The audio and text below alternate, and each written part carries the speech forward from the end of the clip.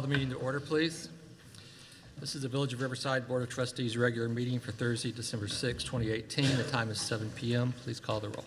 President Sells. Here. Trustee Sedeby. Here. Trustee Lumsden. Here. Trustee Peters. Here.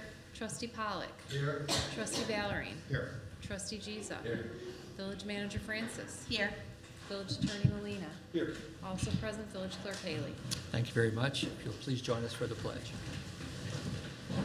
Allegiance to the flag of the United States of America and to the republic for which it stands, one nation, under God, indivisible, with liberty and justice for all.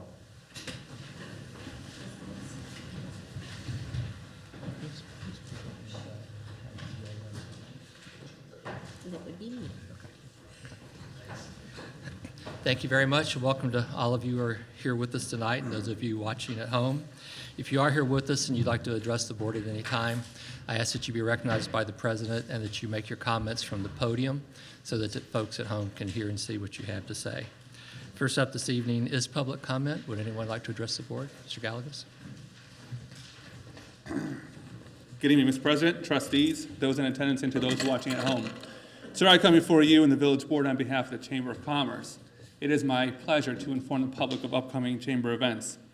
Tomorrow night is our annual holiday stroll, and for over 40 years, it has been a huge success here in Riverside.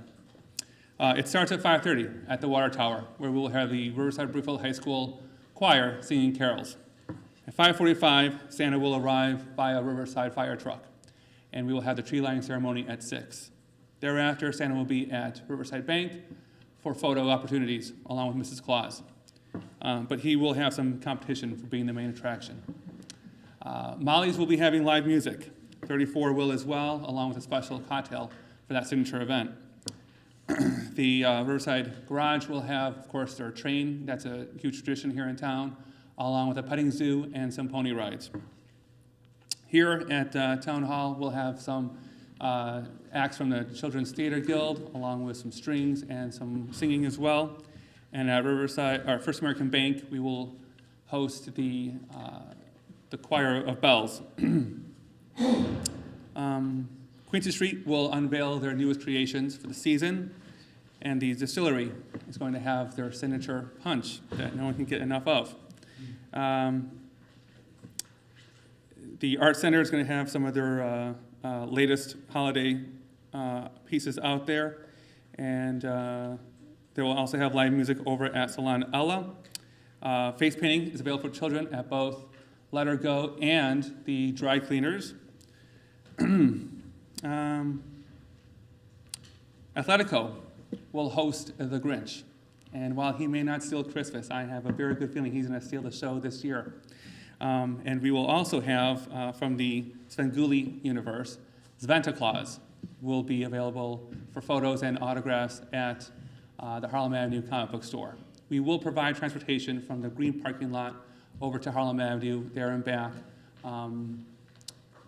Usually we had a trolley in past years. This year we're going to have a designated chamber vehicle available, and it will have, of course, a sign on there for people to notice. Karaoke will be at a favorite over at Salon de More.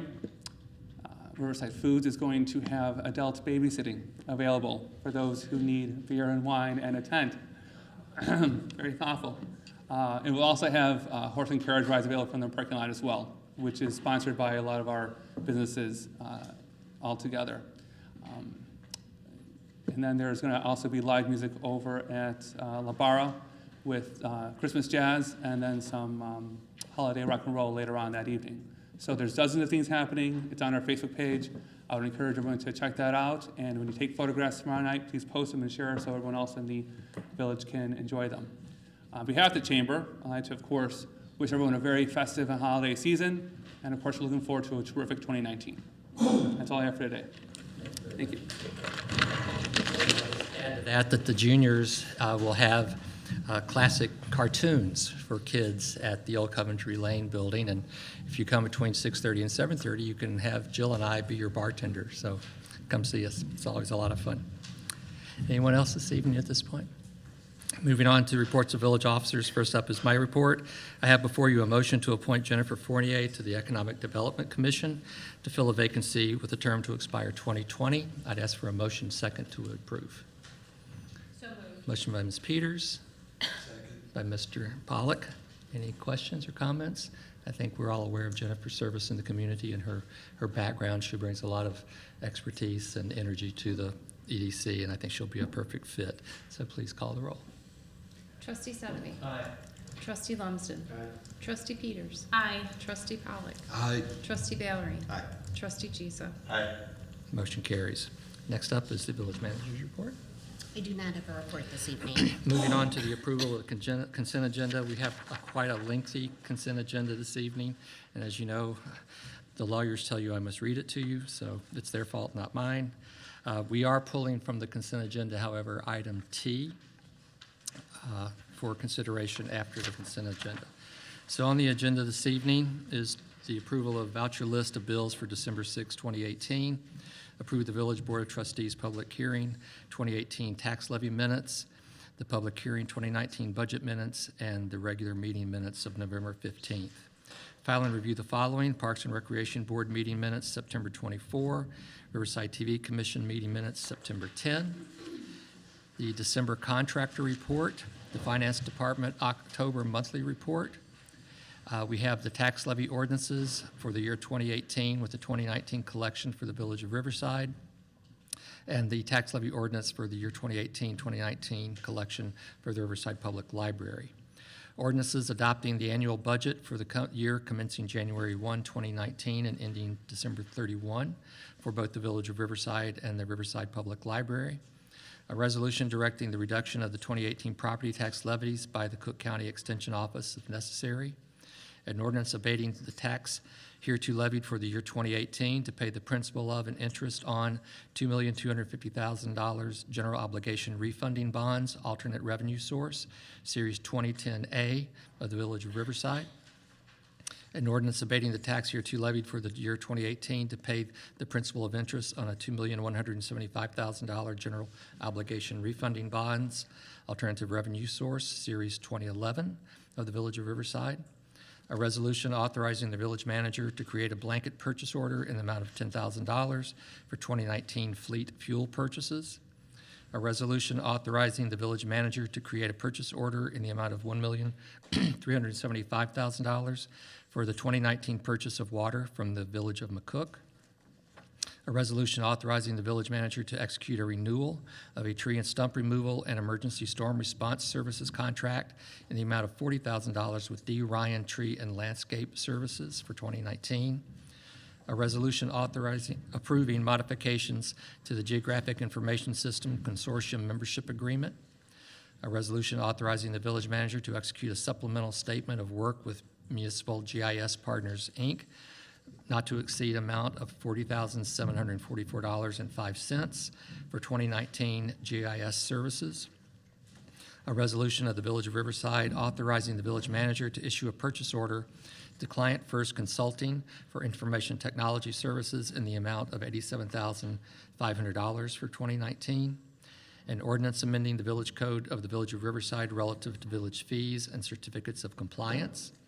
A resolution approving and authorizing the execution of a cost-sharing intergovernmental agreement for participation in the 2019 statewide planning and research program of the Illinois Department of Transportation with the Village of Western Springs to serve as lead agencies for the purpose of applying for an IDOT grant to pay a consulting engineer to prepare a regional comprehensive transportation infrastructure plan and administering a request for qualifications process for the selection of said consulting engineer. That was a mouthful.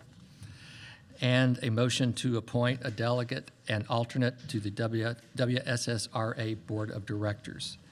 With that, I'd ask for a motion and a second to approve the consent agenda. By Mr. Sedevy. By Mr. Ballerine, please call the roll. Trustee Sotheby. Aye. Trustee Lumsden. Aye. Trustee Peters. Aye. Trustee Pollock. Aye. Trustee Valerie. Aye. Trustee Giza. Motion carries.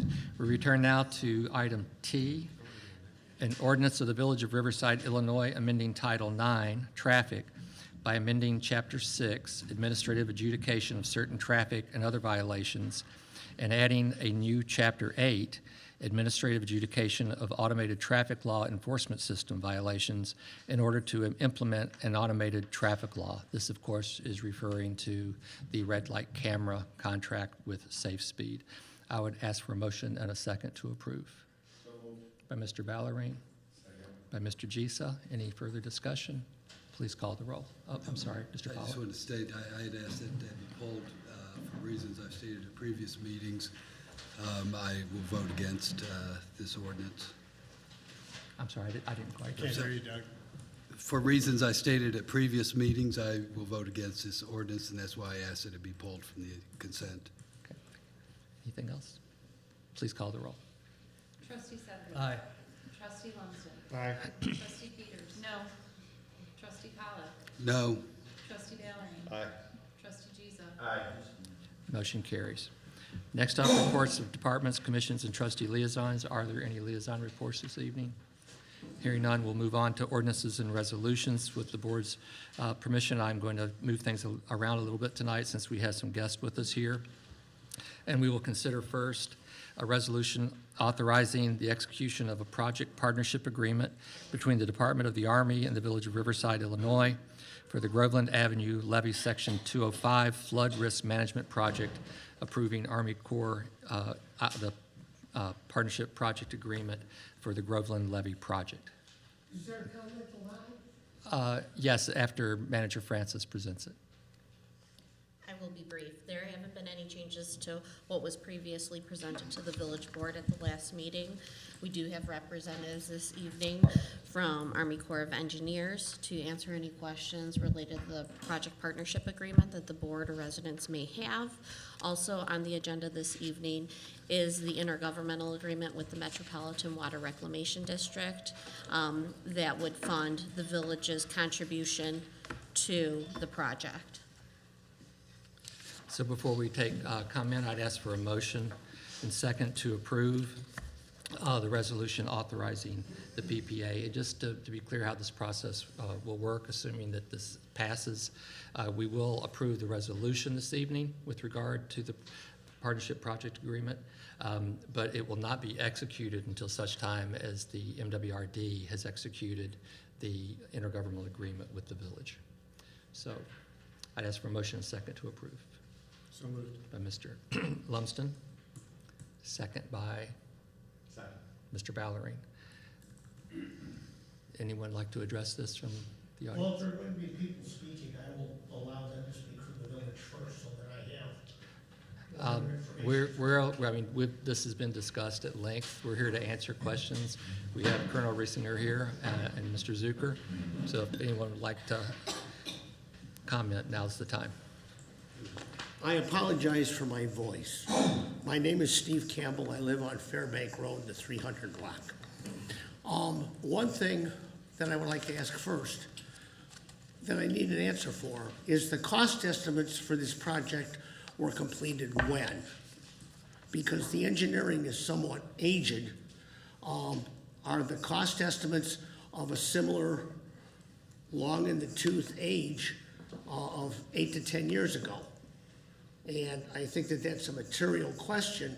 I did not bring the Wall Street Journal tonight, but I have one from a week ago last Saturday, approximately 10 or 12 days ago, that speaks just about the rise in construction costs for infrastructure projects in the calendar year of 2018. And substantial increases of 18%, 22% of various components, but that have caused a variety of projects in other districts, not even in Illinois, but to rise well over estimates. And if the cost estimates for this project were completed in 2008, 9, or 10, I could see that the cost could skyrocket to clearly, easily being double. And so we're working with information that's not telling us the true cost. It's like looking at what a car would cost in 2008 versus what it's going to cost in 2020. In addition, there is a document that is referred to as the OMRR&R, which is the Operations, Maintenance, repair, rehabilitation, and replacement requirements for the flood wall once it's been completed and gifted to Riverside. These are going to be contractual obligations that we will have to fulfill, which will have a genuine financial cost that we don't even have the document yet. In fact, so how can we sign on for a project where we don't even have that document? In addition, this issue of eminent domain, where clearly there are going to be residents affected by their property being taken from them for some undetermined amount of money, and they don't even know who they are. The victims have not been disclosed. And all of this stuff, everybody says, oh, no worries, it's going to be disclosed in the future. Now, I can't imagine any of the trustees engaging in a major financial decision for their personal lives with this level of due diligence and, oh, don't worry about it, it's going to happen in the future. This is like Western Avenue buying a car. Oh, no problem, we'll let you know what the payment's going to be after you sign the papers. Sign this blank contract. And yet the village seems to be hell-bent for leather to rush forward with this. Now, I understand the managers being in favor of it because it's going to polish up her resume for the next manager job that pays more money. But I don't understand the president because this affects every resident of the community, and there clearly has been a lot less disclosure and transparency to the people other than are in the flood wall district. Then this is just amazing me. And it's not that I'm totally against the flood wall, but this is probably the worst process I have ever seen for engaging in a major financial decision in my entire life. And I'm an old guy. I'm a very old guy with a lot of miles on me. And again, this doesn't make any sense. You are not doing what is right for the village of Riverside as a whole. You are not being good stewards of the power and authority of which you have been granted. And I don't know if my entreaties are going to make any difference, but my God, the people of Riverside are going to pay for a long, long time for this, and there have been too many questions that remain unanswered. Like, what are the absolute elevations of the water that we're talking about? The Army Corps of Engineers doesn't know. That was said in the last meeting. The LiDAR data that they were working off of was level 3, which is 30-inch accuracy. They were hoping that the information would come forward. Well, it did, because we bought it over 2 years in advance of that statement. And it was obvious that we didn't know we had it because no one was mentioning it. And we ended up, I believe, giving it to the Army Corps and the village engineers, although we paid 30 grand for it. Well, where's the results with the new level 1 LiDAR status?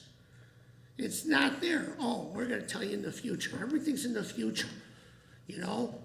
Like, I think that Mr. Zucker said that he was optimistic about a lack of environmental issues. Well, boy, if we run across one, there's going to be no running away from it. And as I mentioned last time, a lot of people go to Las Vegas being very optimistic and come home broke. That could very well happen to us. And if that potential exists, you can't go into it blind. And if you do, well, that will be your legacy forever and ever and ever, as long as we're paying for it, and it's supposed to last 50 years. Hell, we only get 20 on our roads, and they're not lasting that long. More like 10. So what if it falls apart in 35 years? Is the Army Corps going to come back and replace it? It wasn't flood damage, or are we going to get stuck with the bill? And part of this is about the water, that the berm's not tall enough. The berm's never overtopped by the river. And where the water comes in, you're not fixing that at all. So the people on Maplewood are just going to get flooded over and over and over.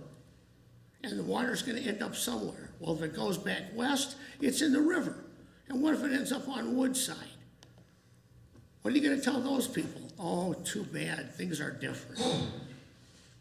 You're stewards of the village as a whole, And if this passes tonight, then you're not being stewards of the community's interests in the entirety, and I would castigate the board, the president, and the manager for that type of action. And I've had situations, I know the colonel's here, and he's best intentioned, but I've seen situations where somebody leaves the job, and there's nothing in writing, and somebody says, oh, they didn't have the authority to say that, and since it's not in writing, how do we know they committed us to it? Again, buying cars. If it's not in the four corners of the contract, then it's not there. And if it is in the four corners of the contract, we're gonna have to live with it. It seems to me, as I read the PPA, that there have been some alterations in it. So, again, there's been no changes at all in the absolute text of the PPA from what was looked at the last board meeting, because I haven't really had enough of a chance to go through everything. The packet was posted late this week. So I would ask the manager again, there's absolutely nothing changed between the old document and the new. Mr. Molina, can you address that question? That is correct. That is correct. And if it turns out that there has been any change whatsoever between the draft document and what goes tonight, then does that automatically invalidate the vote? Or are we stuck with the changes anyway, even though those were never vetted publicly? You were just told that there was no change made. What if there was? I'm asking of, There were. it's not exactly like it's what I've seen on zoning that I trust what the village attorney says. Okay. Nothing personal, but Oh. when you take both sides of the argument, it's kind of hard to tell which one you really believe in. Do you have any other further questions, sir? No, I'd like to know about absolute water levels related to what's occurred and what this project is going to protect us from. Okay, we'll have those questions addressed. So, Mr. Zucker, did you want to address, or Colonel? The questions I have are, one, with regard to the cost estimates concerning possible inflation effect, the OMRR&R, and the elevations. Mr. President, trustees, I appreciate you having us out here tonight, sir. Appreciate those questions and comments. I'll address them as best as I can. And Jeff, the expert, will back me up as necessary. Colonel Aaron Reisinger, the commander of the Chicago District, U.S. Army Corps of Engineers, been the commander there since July 2017. Again, appreciate the opportunity to address some of these things. So, first, with regard to cost estimates, it's a great question. The original study on this has been years in the past. The original cost estimates were done in 2014, but the cost estimates that we're currently quoting are based on inflationary values that have been applied each year since then. There's also a significant contingency amount within that cost estimate of 35%. That's to help to protect against risks of unknowns, additional cost escalation or uncertainty with regard to different material costs, labor costs, et cetera. So we believe that the current cost estimate that is in the agreement reflects a good feasibility level assessment on what the cost will be when construction occurs. With regard to maintenance, yes, the current structure, the way that the federal government structures these projects is the federal government's a partner in the construction of the product, and then once we complete, we turn the project over to the non-federal sponsors, in this case, the Village of Riverside. They would be responsible for perpetuity, the maintenance of that structure. And the reason that is the case is if there are damages to the structure and the structure is maintained in accordance with the OMRR&R manual, then the federal government would come in and repair at no cost to the non-fed sponsor. So that's really why it's super important for the non-fed sponsor to maintain the project to the conditions specified in that manual. So if in the event there is failure or there is a problem with that 35 years, 45 years later within the project life cycle, the federal government has a program to come in to repair and replace to the appropriate level of protection. I think there was and I think our estimates, and Jeff, correct me if I'm wrong, our estimates on the OMRR&R cost per year is about $15,000. Does that sound familiar to everybody? Okay. So about $15,000 per year. There was a question about eminent domain and real estate, and I know that's a dominant question with regard to this project, and I think we're doing everything we can with the design to minimize the real estate impacts. But frankly, given where we are in feasibility, it'll take us doing the full design to get the full design completed to know specific real estate impacts and whether or not what the acquisition requirements will be on real estate. But we share the concerns, anything to do with eminent domain.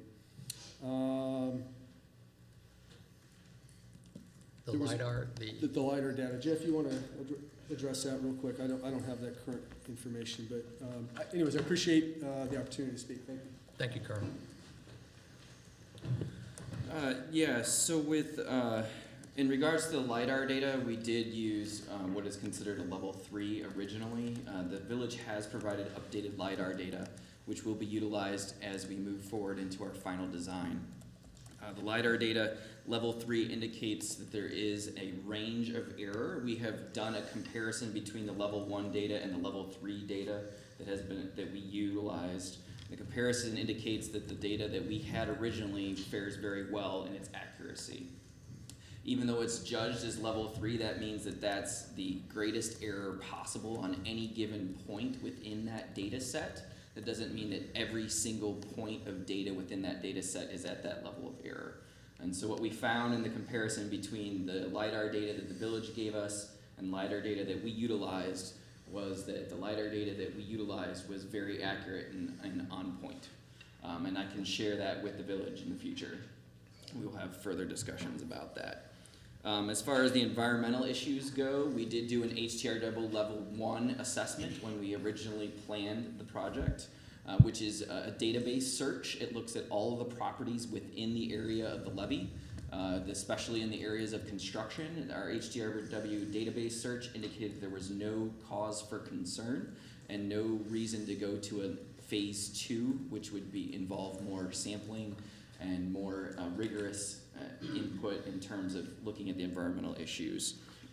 As far as the absolute elevation of water in the area of this, unfortunately, there is no absolute level of water on the Des Plaines River. The Des Plaines River, as everyone knows, goes up and down. It fluctuates from day to day and from hour to hour. So I can't give you a definitive level of what that water is. I can give you that we are aiming for a level of protection at 618. That is the level of protection that we're aiming to protect against for the water level. I hope that answers all the questions. Yes, thank you very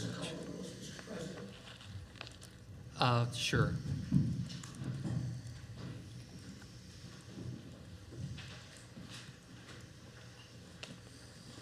I'm still the same person.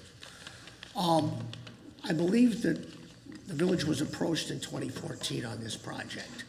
And could anyone provide me with the cost estimates that were presented to the village in 14? Because my recollection is that the amount of money required for the village to contribute was virtually identical to what we're being gifted by the MWRD, which would represent our portion, absent the MWRD's gratuity and subsidy. So I would think that that should be here. And as far as the absolute water level, I don't think anybody's looking for an hour by hour, although that is provided by the U.S. hydrological site. But I think that high water marks should be easily accessible and should have been provided because they're aiming for a level of 618. I believe that the berm is a level of approximately 615 and some change, like their wall is 618 and some change.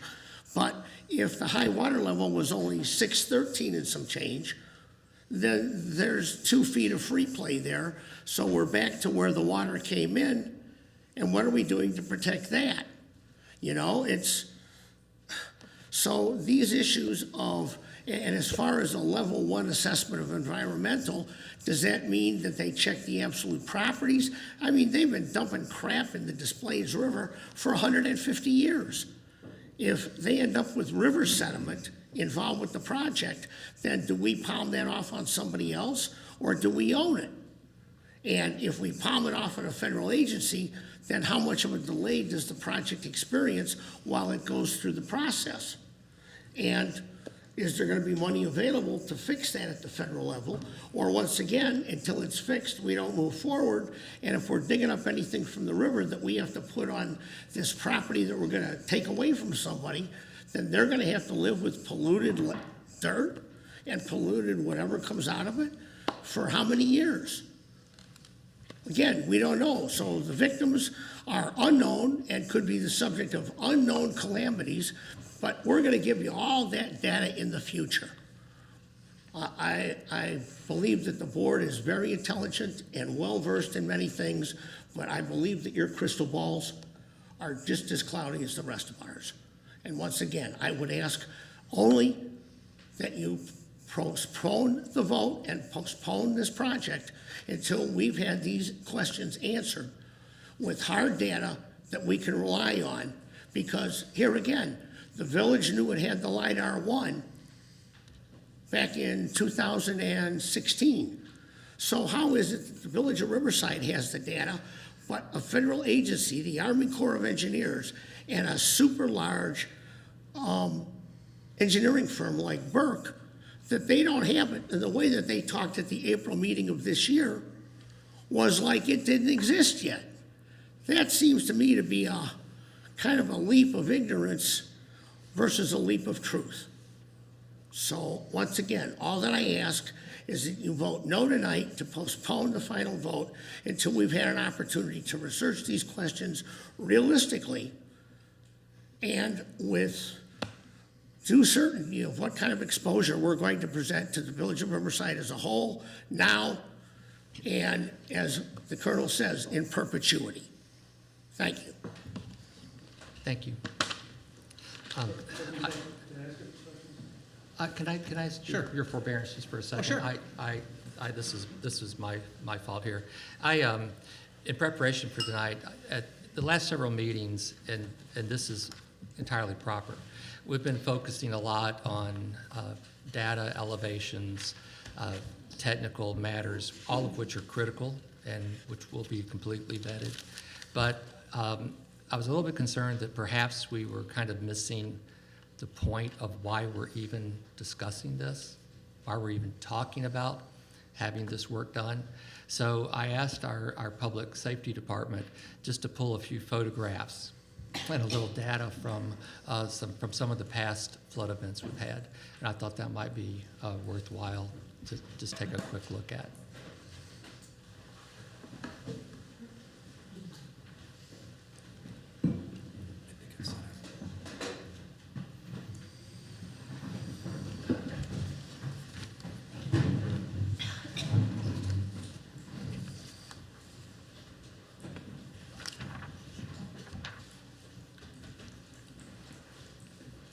Chief Buckley.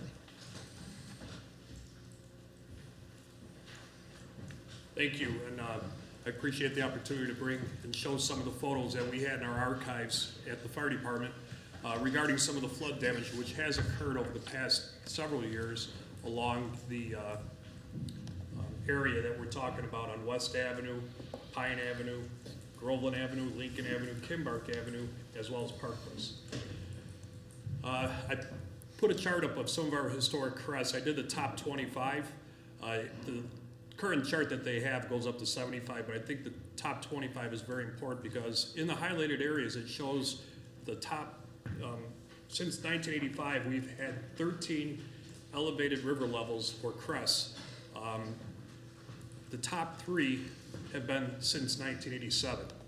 So the number 1 was back in 2013. That was the highest it's ever been at 11.42 feet. In 1987, it was at 9.90 feet. And in 2008, it was at 9.87 feet. In 1987, I'm going to show a few of the photos. As I said, the river level got up to 9.90 feet. This photo was taken on Pine Avenue, just east of the West Avenue intersection. And you can see some of the neighbors helping other neighbors sandbag their areas to keep the water away from their houses.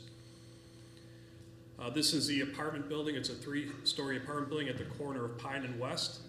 The water is up to the basement windows, and actually the water level in the basement is at that level.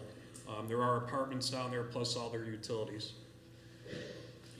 This is a residence at the corner of Pine and West, directly across the street from that last photo I showed, where the water does flow right along the side of that property. And you can see the damage, vehicles that were in the water. This is our old fireboat. And you can see our firefighters escorting and helping families out of the flooded areas. In 2008, the level went to 9.87 feet.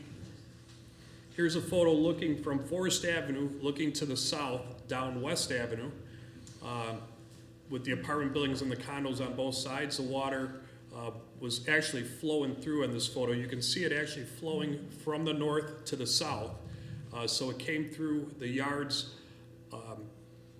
through Park Place, and right down the alley between Groveland and Lincoln, and actually flowed towards West Avenue and then back and rejoined the river behind these condos on the west side of West Avenue. This is a photo from Lincoln Avenue. Depicts a little bit of the water. You can see some of the apartment buildings towards the top where the water did fill up their basements. It's up to the top of the windows, as well as the fire hydrant's a good gauge of how much water was in that area. This is standing at the intersection of Forest Avenue and West Avenue looking to the north. These are the houses there, and you can see the water has filled up the basements. It's up to the window levels of those basements. This is a vehicle that wasn't able to get out of the area during the flooding. It was parked in the alley between Groveland and Lincoln, and you can see where the water level is, a little bit over halfway up that door. In 2013, which was the highest water level that Riverside has experienced, the river level got up to 11.42 feet. This is standing at the intersection of Forest Avenue and West Avenue, and you can see somebody was using their own canoe to load it up with sandbags and try to get down there to save some of their property. But this is some of the condos and buildings along that area. This actually shows my guys up in the top of the photo there with our newer boat, fireboat. We were able to bring it in there and escort and help people out of their residences that couldn't get out. This is on West Avenue at Pine Avenue.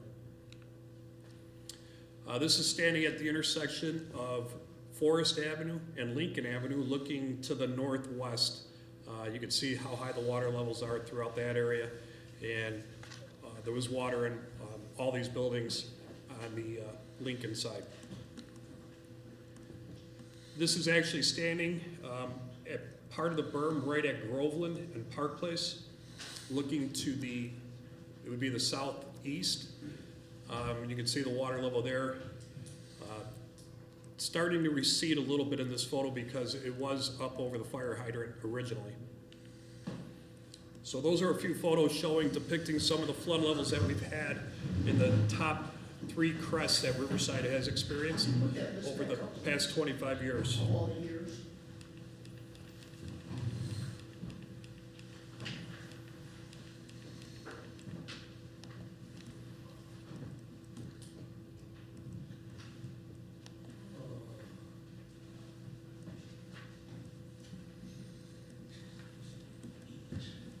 Thank you, Chief Buckland. Thank you. No, yeah, let's see if anybody else has anything to say first, so we don't have, yes, ma'am, please. And then Mr. Sedeby will come back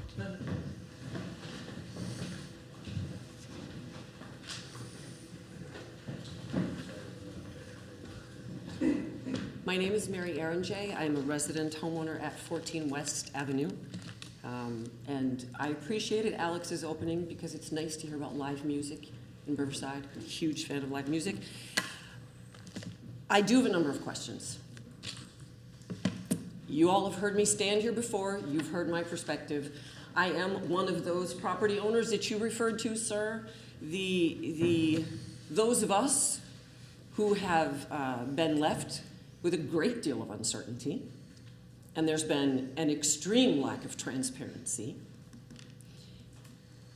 And I would agree that the process of this has been severely flawed.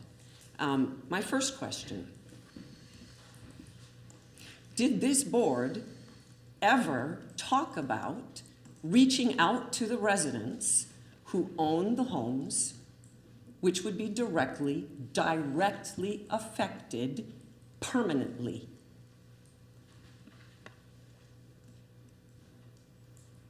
Do you want to give us all your questions? That's an first? answer. So okay, you want me to just give you them? And then, okay, so that's one. Number two, do I understand correctly from having reviewed the PPA that once you sign this agreement, this village is on the hook for a minimum of $100,000 to $150,000, regardless? So you will have a stake in the game, you will have money on the ground, and the likelihood of you backing away from it is extremely diminished. So I would like to know if that is true. Number three,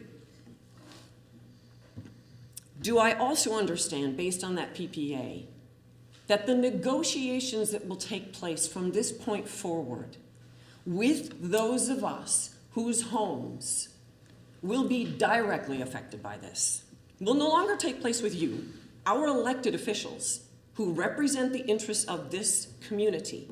Our negotiations will now take place with you. A federal agency that has no stake in this community, none. Whether this project goes well or not. The U.S. Army Corps has had projects in the past that have not panned out as they have promised. I've done a great deal of research. ProPublica has done a whole number of investigative reports. Whether that happens or not with this project here in the village of Riverside will have no lasting impact on the Army Corps. It will have lasting impact on us and this community. And I do want absolutely to know who and how we will be negotiating with. And at what level then does this village maintain any allegiance to us as property owners? Do you just step away and believe yourself to be absolved? You no longer have any responsibility for this? You are making a decision that will leave me and my husband and several other property owners in that area. I am telling you right now, you will have a legal fight. So another question for you. Does that 35% contingency factor in what will likely happen with your ongoing negotiations with our lawyers and what that means to what you will have to reimburse us? And I've looked into eminent domain, and I know that for this kind of project, you will not have to reimburse us for our legal costs. But I would also like to know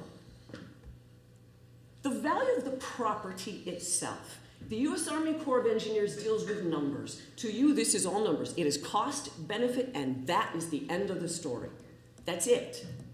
However, if you live in a home and you get up in the morning and you love your home and you've invested in it and you have made it a place that you want to be, and one of the things that you love about that home is in lovely weather, you spend a great deal of time outdoors in your backyard.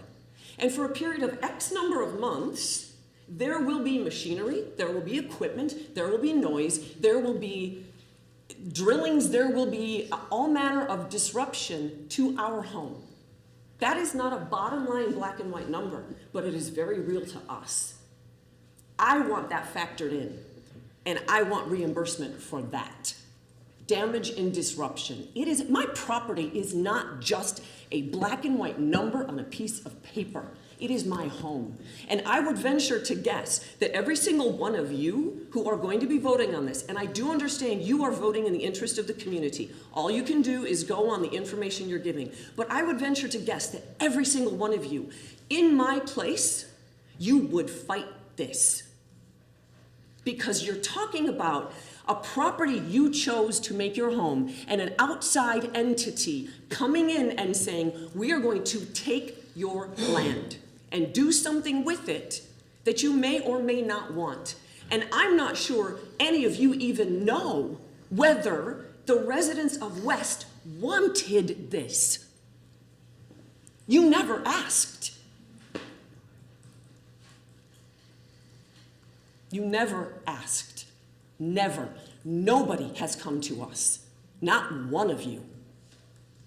And I think if somebody did this to your home, to your home, to your home, you would have some concerns and some deep, deep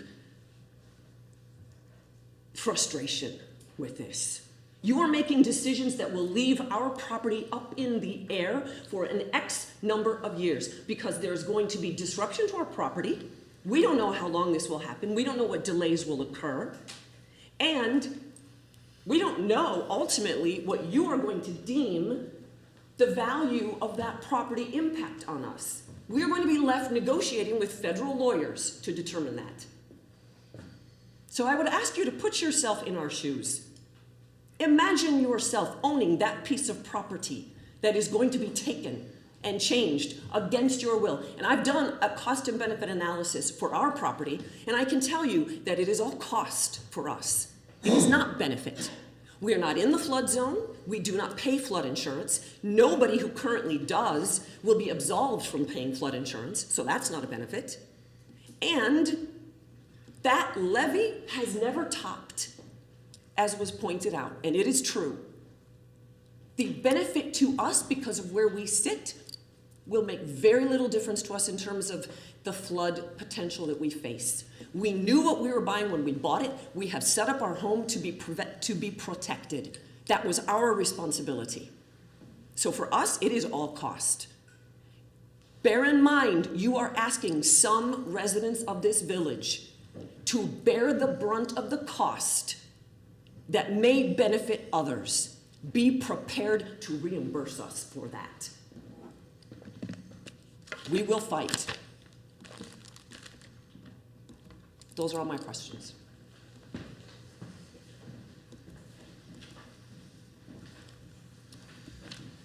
All right, let me see if I can address some of these. I thought that the very last comment that was made was very apropos. There is no question that the people who live on West, they're going to be adjacent to this proposed project if it goes forward, because let's keep in mind that we're talking about tonight an agreement to enter into the design phase. We do not, at this point, have any idea what the effect on the properties on West will be, because at this point, we don't know exactly where the wall is going to be. So that is one of the points of doing this process, is so that in about 8 or 9 months, when we get to roughly 50% of the design phase, we will have a very clear idea of exactly where the wall is going to go and what we will be able to show the residents on West, what it's going to look like out of their back window, what effect it will have on them and their livelihood. So we are very cognizant of that. We are aware that there will be construction disruption. However, and I will speak for myself as the president, not for the board, I have to balance that with regard to those photographs we just looked at. And so to answer the hypothetical, if I was in that situation, yes, I would be willing to undergo inconvenience and disruption if I thought doing so would help dozens, if not hundreds, of other homes that currently flood repeatedly. So that is my answer to that question. It is true that if we were to decide not to go forward into the construction phase, we would have to reimburse the Water Reclamation District for the money that they had advanced with regard to the design engineering. The estimate that we have been given is approximately $110,000, which is in keeping with what Mary just said. The property acquisition phase, the reason that the Army Corps, this agreement anticipates the Army Corps handling the property acquisition, is because they have the resources to do so. This village does not have the real estate and the legal and the engineering expertise to try to identify the cost and liabilities that are associated with property acquisition. That does not mean, in any stretch of the imagination, that this board, I think that something about us walking away. We represent you. We don't represent the Army Corps of Engineers. We don't represent the Water Reclamation District. This board represents the residents of this village, and it's our job to do the best we can for the residents of this village. So we, at no point in this process, will we be in any way abdicating our responsibility or trying to ignore our responsibility. Our allegiance to the property owners, our allegiance is to the residents of this village. And that is always a balancing act.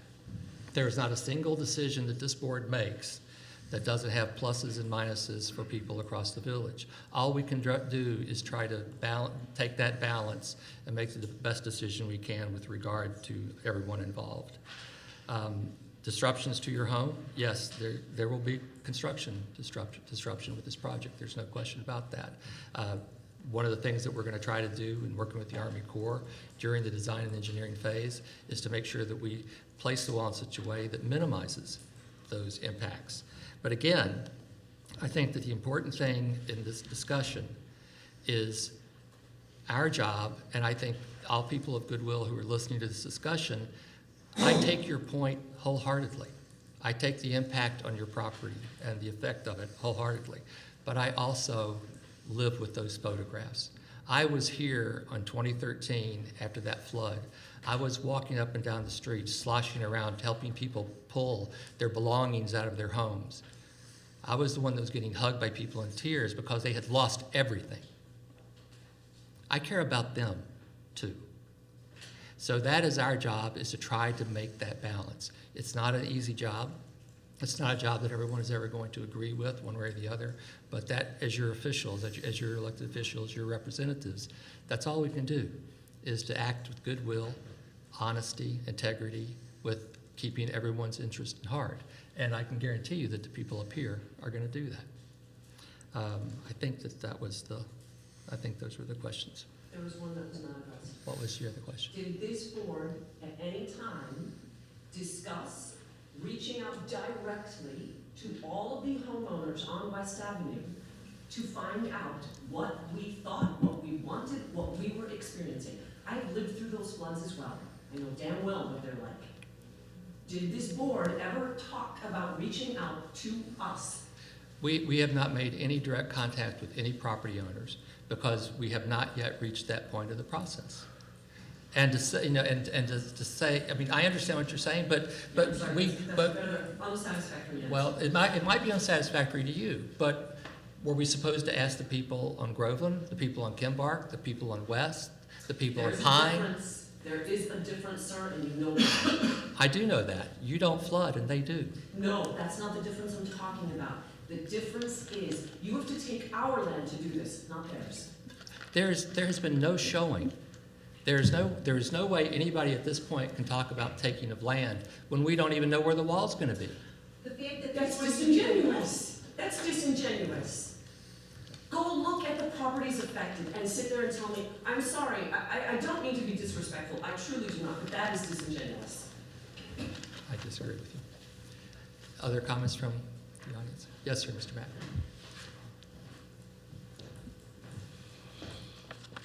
Good evening. My name is John Mack. I'm the president of the Hoffman Dam River Rats. I was the lead in the group when the Hoffman Dam project was done and the Hoffman Dam was notched. There's a little piece of relevant information here that I don't think anybody's looking at. In 2009, 2010, when these things were originally conceived and designed and thought about, the head of pool that was backed up by Hoffman Dam was in Riverside Golf Club. The day they notched Hoffman Dam, June 20th, 2012, the river at 26th Street went down 6 inches in 8 hours. The river at West Avenue has gone down 2.5 feet at normal flows because the dam is no longer making the elevation at West Avenue 605 anymore, which is what Hoffman Dam's elevation was. The Army Corps, I don't think, has gone back and taken into account that there have been many major changes in the river since their studies and cross-sections and designs and concepts were done. I question their competency not to go in and look at this realize that there's been major modifications to the river all the way through Riverside, all the way to 26th Street. And seems to me that that's where you people are missing the boat on the elevations and the height on this wall. You've modified the river by 2.5 feet at West Avenue since all these calculations and designs were done.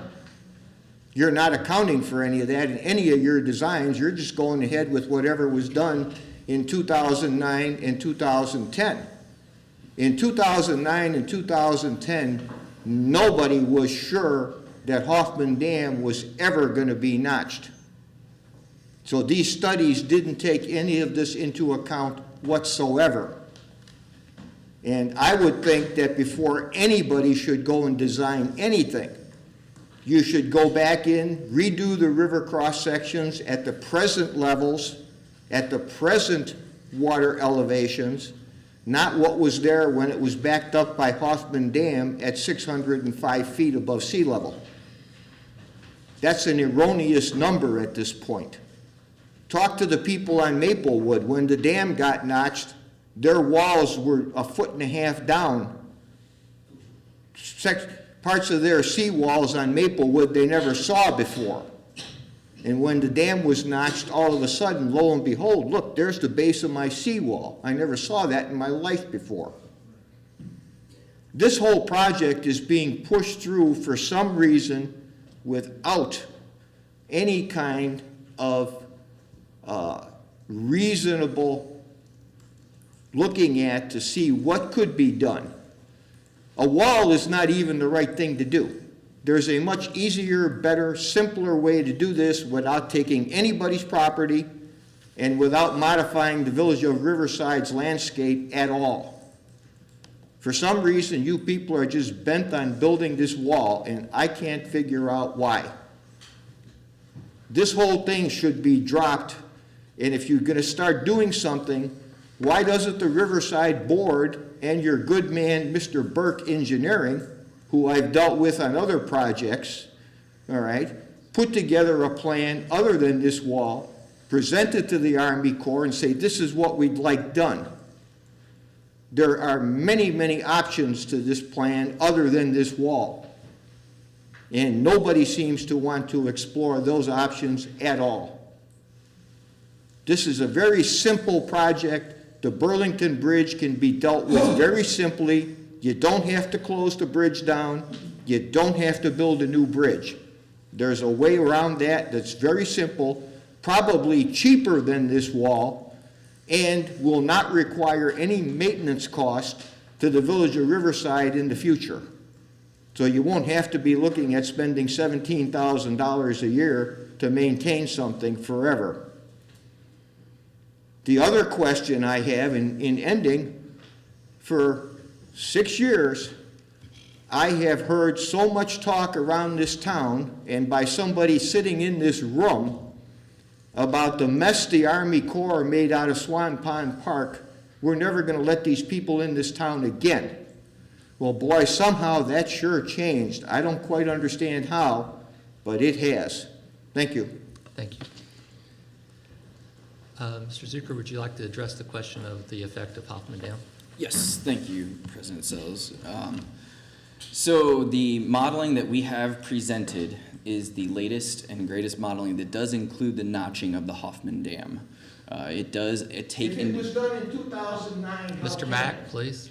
Let him continue. the latest modeling that we performed recently post Hoffman Dam, the analysis that was done for this project included the notching of Hoffman Dam as the model. Was that ever presented to the Mr. public? Mack, It was presented please. to the public, yes. I would have liked to have And been there. I'm sorry I was not informed about this project soon enough.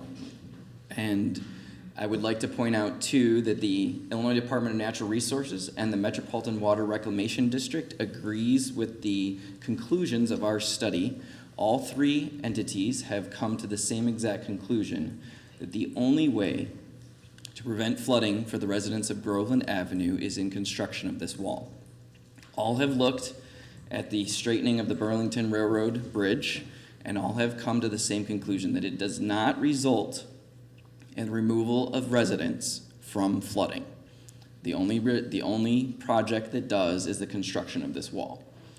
And that is why we are looking at this So I now. went to the Illinois Department of Natural Resources with this project. They didn't know anything about it.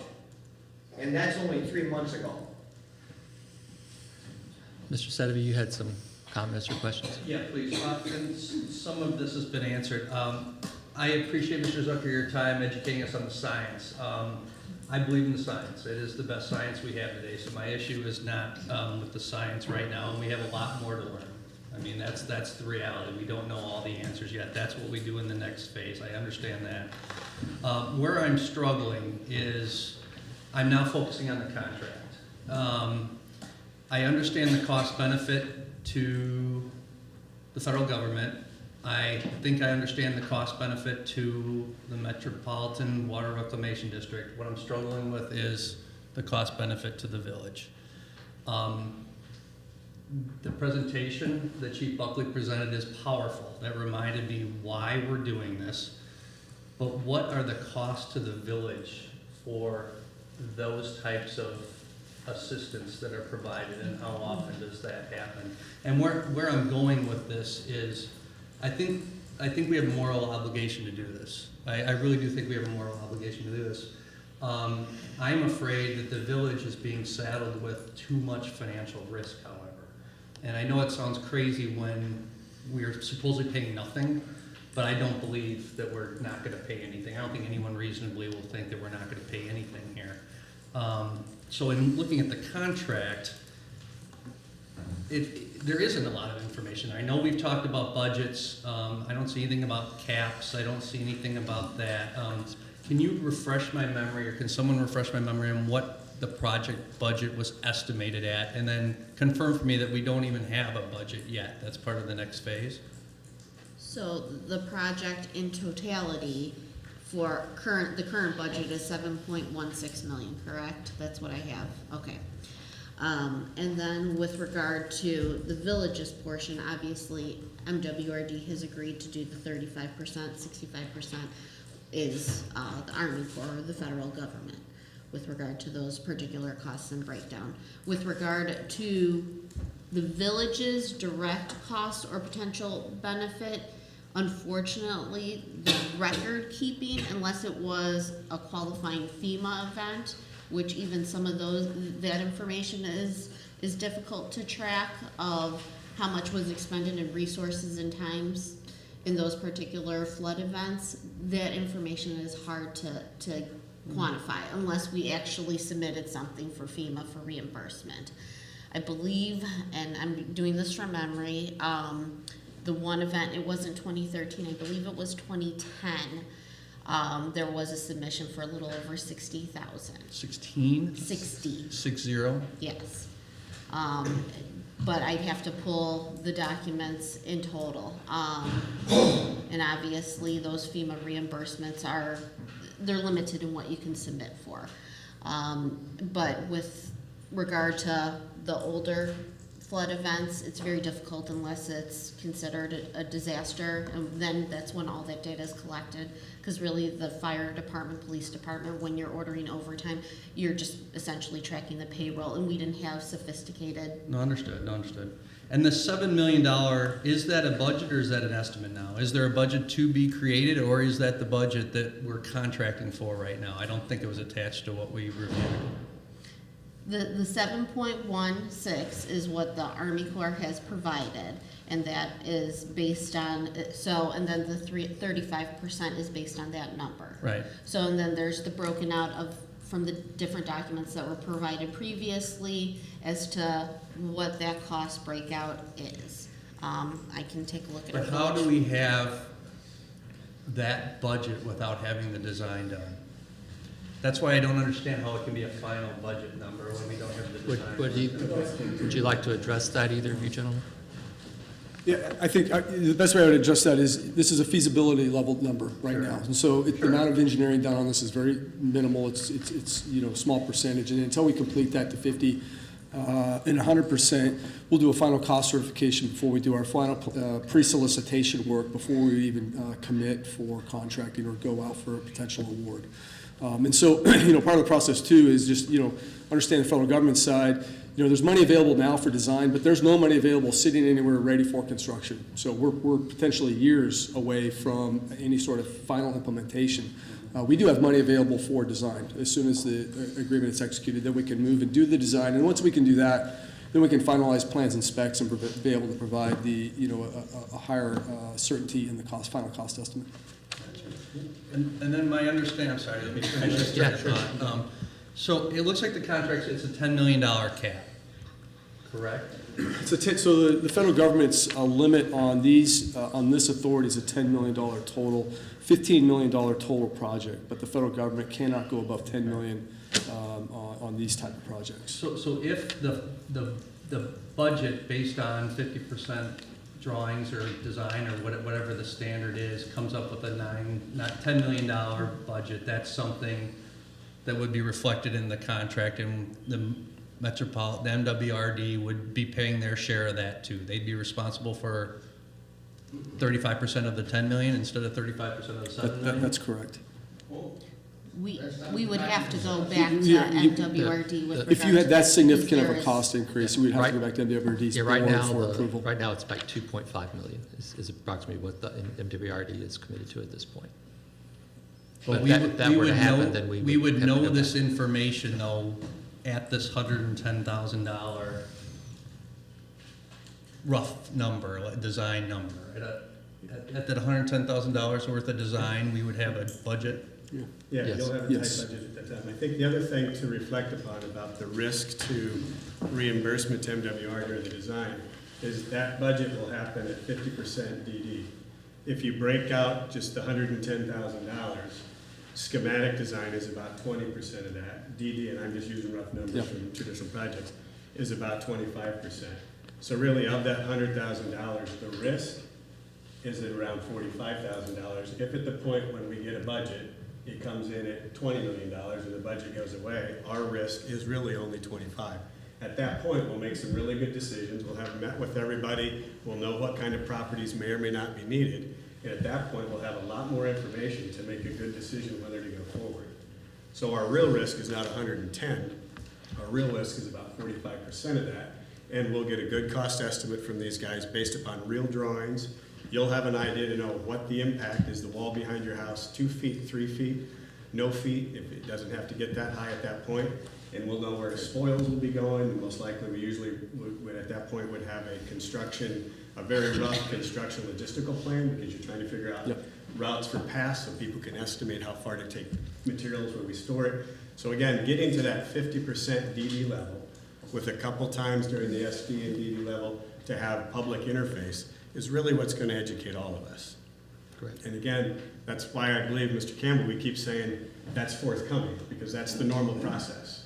So once we have a schematic design meeting, we'll be at 20% of our money expended or risk at that point. It's still, MWR is paying for it. The only time it's our risk is if we decide that this just isn't the right thing for the village.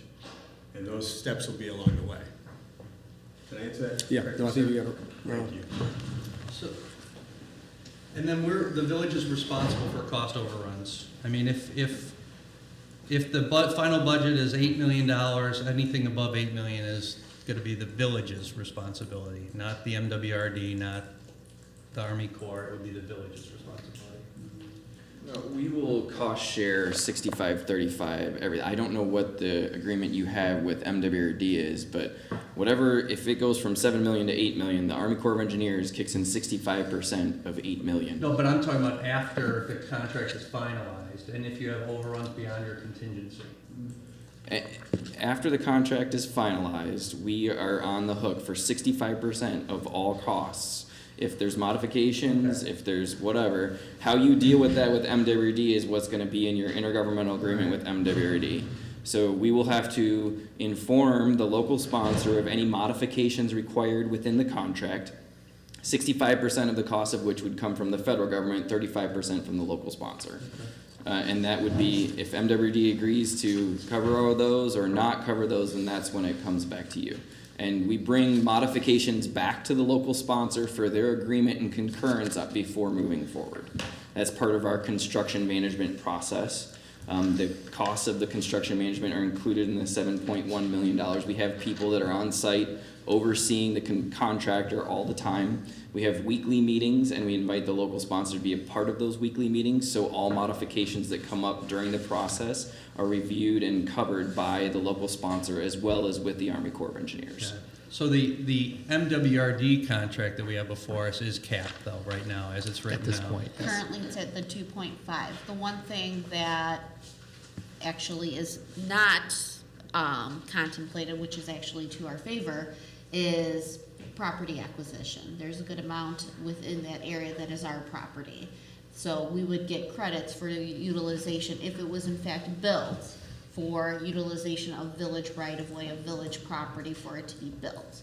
So actually, we probably have more of a buffer than what we realize because we'll be getting credits for that, potentially for staff time and things of that sort.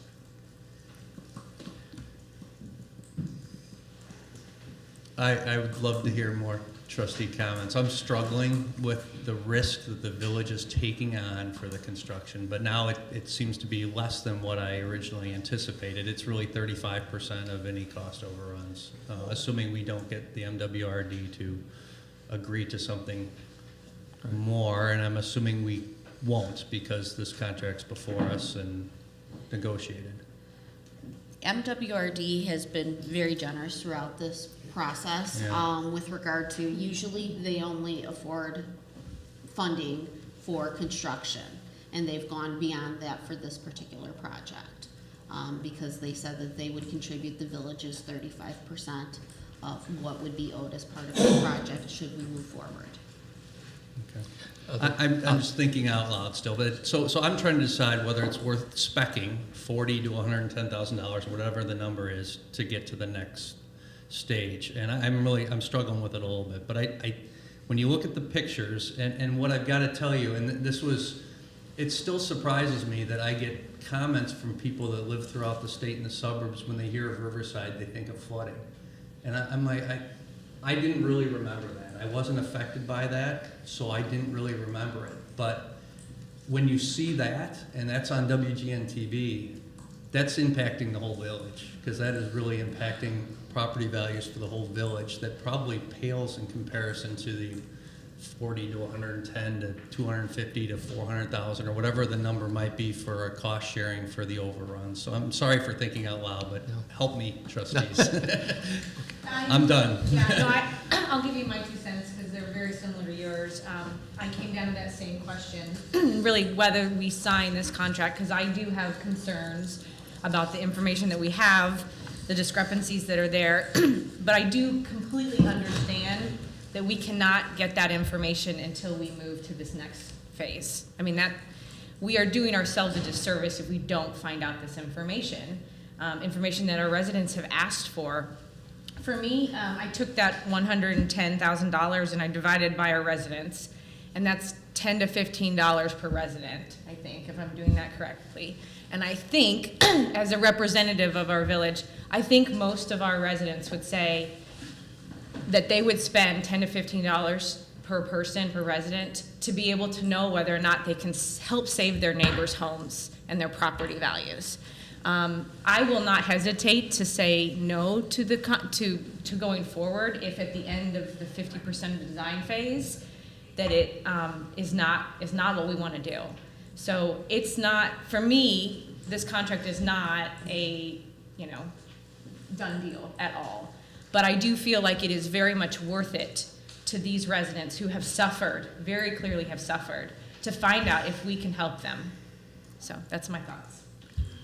I Mr. Ballery? Everything you said, and I'd like to also ask, maybe Matt, you can answer this question, but when the sewers get inundated over on West or Pine or whatever, doesn't that affect the sewers in through our whole village? So if the sewers are full at one spot, there's obviously less area, and that's why some of the basements back up in another spot. There is some truth to that. We do have, and since, I forget the exact year that they were installed, there are 2 shutoffs one on West Avenue at Pine, which prevents water from going out to the river, and it also prevents river water from coming back into our system. And there's another one at the corner of Forest Avenue and West Avenue, in the alley, right in the apron of the alley, between Groveland and Lincoln, that does the same thing. So, yes, it prevents the water from coming back, but it also prevents some of the water from draining. So then it taxes the rest of the sewer system because it does go into the rest of the system. So the way that I got my arms around that situation is think about it as soon as he goes over there, because you go over it when the river gets to a certain elevation, and you shut the valves physically. And then you go and you throw the pumps in over there in order for the rain that keeps falling, right? Because we just shut the drain off. Like you plugged up your gutter on your house, and then your gutter fills up, and now your gutters are all full and starts running over again. That's the same philosophy. When we shut the water off going to the river, then the water that continues to fall fills up within, and that's when some of the basements farther in, Herrick and other places, could actually see water in their basement because there's no way to get out. And we have to wait out. So if we have a rain event at the same time we have a flood event, it's double whammy. If we have a rain event and then our water gets its way out, and then the river rises and we have a flood event, we're in a little bit better of shape. And that's what was so devastating about 2013, is while you guys were over there rescuing people, it continued to rain and continued to rain, and the valves were shut, and it just continued to get higher and higher. Does that help a little bit? That contradicts the hard data. Contradicts what? That contradicts the hard data, the occurrences, if I might speak again. Let's let the trustees continue. Anyone else over here? So I think I might be the odd man out here. I have spoken to people who live on West, and I think that something you said earlier was when. I've never spoken to. No, I've spoken to people who live, not all of them, but some of them. That's what I'm saying. Be clear about that. I said people on West. I didn't say all the people. Okay. So, but what you said to me, what you said that resonated with me was the fact that when you bought there, you knew what you were getting yourself into, and I was raised in Riverside, and similar to that, when I looked for homes, I mean, I knew where I wanted to be for specific reasons because I've lived through many of the floods that were up on that board, even though I'm relatively young. So I think that while $15 per resident is not much, I just think there's too many unknowns from my perspective, not just from this contract and the design and the science behind it, but the fact that there's no guarantees that we're going to get this money in the end from the federal government, and that we're only guaranteed the $460,000 right now for the design phase is concerning to me. And I think there is more we can do and more things we can go through because this is a multi-year project. And I may not be on this board. I think we have to do more homework before we sign off on this. But again, looks like I'm. No, I would have, because this is a question. I don't think what you just said is correct. If I heard what you just said, you're concerned that we might go through the design phase, and then the federal government's going to come back and say we don't have money to do this project, and then we're going to be on the hook. That's one of the reasons, but that's what I heard the colonel say. So, yeah, I'm sorry, let me clarify. So what I said is, what we have to do is we have to get through this phase. We have to get through this phase before we could even go back and ask for the construction money. That money's not sitting back in DC ready, our share, $5 million, isn't there. It's being used for other things. Once we complete the design, we finish the plans and specs, we do the final estimate, that's where we go and we submit for that final funding. So I didn't mean to imply that we would not, there's a potential not being funded. The project's been authorized, it's on the books. As long as we keep moving through the process, eventually it would be funded. Thanks for Again, in order to even be on the queue for funding, you have to have a design ready, package ready to go. Yeah, so I apologize because No, originally that's what I thought, but then when you said that, I may have miscommunicated. Yeah, that's okay. Anything else up here, Mr. Pollock? Thank you, President Sells. Yeah, I can see the public benefit of doing this. There's a lot of residents who are impacted by flooding, but I can also see that there's 6 or so homeowners who are bearing the brunt of the impact and the cost. I want to know more about land acquisition and reimbursement. I mean, it's one thing if we say, okay, that's going to be based on, each square foot is worth so much money and we need 1,000 square feet, and so that's what we're paying them. To me, that's insufficient. these homes have waterfront properties essentially. If the wall ends up being 1 foot above existing grade or something, that's one thing. But if it significantly alters the character of their properties, I think the value of that is much greater than just a dollar per square foot reimbursement. So that's my number one concern with this is the impacts on those homes that are there. Can either of you gentlemen speak to that in terms of in other property acquisition situations you've been in? Have you taken those kind of considerations into account? So, I mean, I think the fairest thing I can say right now is, we really got to get the design work done, as we've indicated, to know what those specific impacts are. And then, to go back to the point with regard to who you negotiate with, this is a partnership. And so the partnership really is, it's the Corps and the village would have to work hand in hand. And frankly, even when we do support the acquisition process, we often and almost always have to work through the non-fed sponsor, because they are the conduit to the local homeowners, not us as the federal government. So, while it would, you're right, there would be land acquisition expertise from the federal government that would be involved in the acquisition process. It would be done in complete in concert with the village and the non-fed sponsors. It's like anything else. We have appraisers. Appraisers will come in and do an appraisal on the property and take into as much consideration as possible as they can, just like any other appraisal process. And then there is a negotiation. There's the appraiser will identify a value based on the impacts or the amount of property required, and then there's an offer, and then there's a negotiation. I have a couple acquisitions ongoing right now, and they are contentious. But there's a negotiation. We try to work, as transparently and openly with the property owners as possible. Sir, can I ask a question about that? Of course. Please. Yeah. Can you come up here so folks? Oh, I'm sorry. I appreciate you sharing that information. Mary J. again.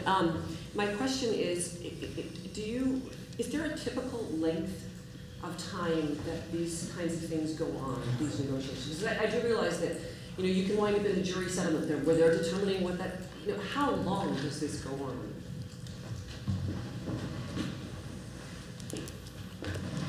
I don't have a good answer. I mean, they can be done relatively quickly within months, and sometimes they can take far longer than that, based on how quickly it takes to come to terms really with the property owners.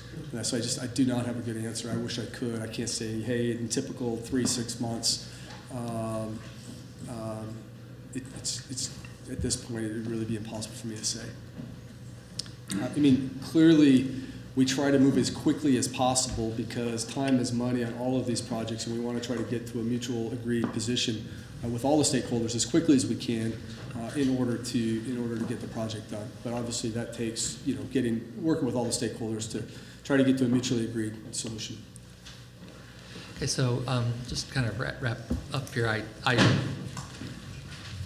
I've been really touched and impressed by the conversation I just heard among these 6 trustees.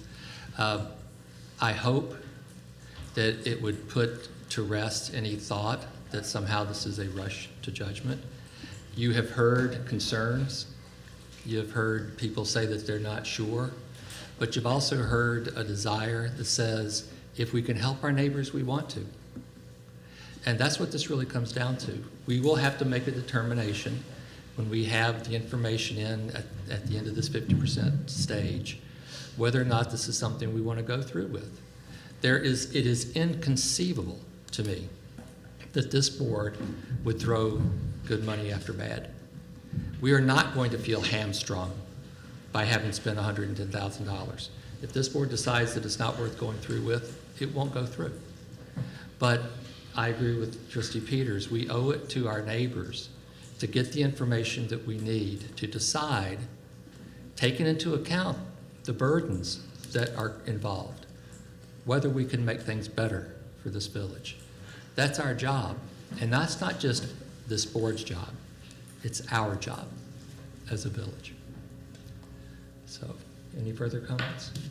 I just have one quick one. I did ask if this was possible. I heard that it is. So if this does move forward on the contract, talking about budget control, I would like to see like a monthly report of how much has been spent, and more importantly, how much the village would be on the hook if we were to exit the contract. And I'd like that presented at, monthly board meetings for the residents. And we'll incorporate it as part of our consent agenda, so that it's part of the record. Okay, thank you. Please call the roll. Oh, I'd like to make one more comment, please. I struggle with this greatly because of the impact on those property owners, but I guess I wanted to say I intend to vote in favor of these agreements, but I would like one for the village and our partners to expedite the consideration of compensation and reimbursement. The sooner we can get an idea of what that's going to be like, the more comfortable I'm going to be. And second, I personally will vote against this if I feel like that's not absolutely 100% adequate. Please call the roll. Trustee Sutton. Aye. Trustee Lumsden. The motion's been called. Call the roll. Trustee Lumsden. Aye. Trustee Peters. Aye. Trustee Pollock. Aye. Trustee Valerie. Aye. Trustee Giza. No. Motion carries. Thank you, gentlemen, for coming this evening. I appreciate it. Next up is a resolution authorizing the execution of an intergovernmental agreement by and between the Village of Riverside and the Metropolitan Water Reclamation District of the Greater Chicago for design, construction, operation, and maintenance of Groveland Avenue levee improvements relative to the Groveland Avenue levee project. Manager Francis. This was the intergovernmental agreement previously referenced in our prior discussion with regard to the Army Corps of Engineers project. Through this agreement, we will have funding for this project to move forward. It will be placed, once the village board has approved it, it will be placed on MWRD's agenda for approval, and then after that point in time is when we will execute the project partnership agreement with the Army Corps of Engineers, but it won't be until that point in time when we have a signed, executed document from MWRD to ensure that that 35% is paid for if we should move forward. I'd ask for a motion and a second to approve. So moved. By Mr. Lumsden. Second by Second. Mr. Valerie. The only thing I would just like to say that with regard to this is, one, I'd like to congratulate our village attorneys on their negotiation of this. As Manager Francis alluded to, the MWRD has really been extraordinarily responsive to our requests and our needs. They've actually agreed to things that they really had no need to agree to. For example, providing for the design and engineering component of the local match. That to me gives it gives me increased confidence in their estimation of this project and their willingness really to put their money where their mouth is. So I just want to acknowledge the fine work that our village attorneys have done on this and the responsiveness of the Metropolitan Water Reclamation District.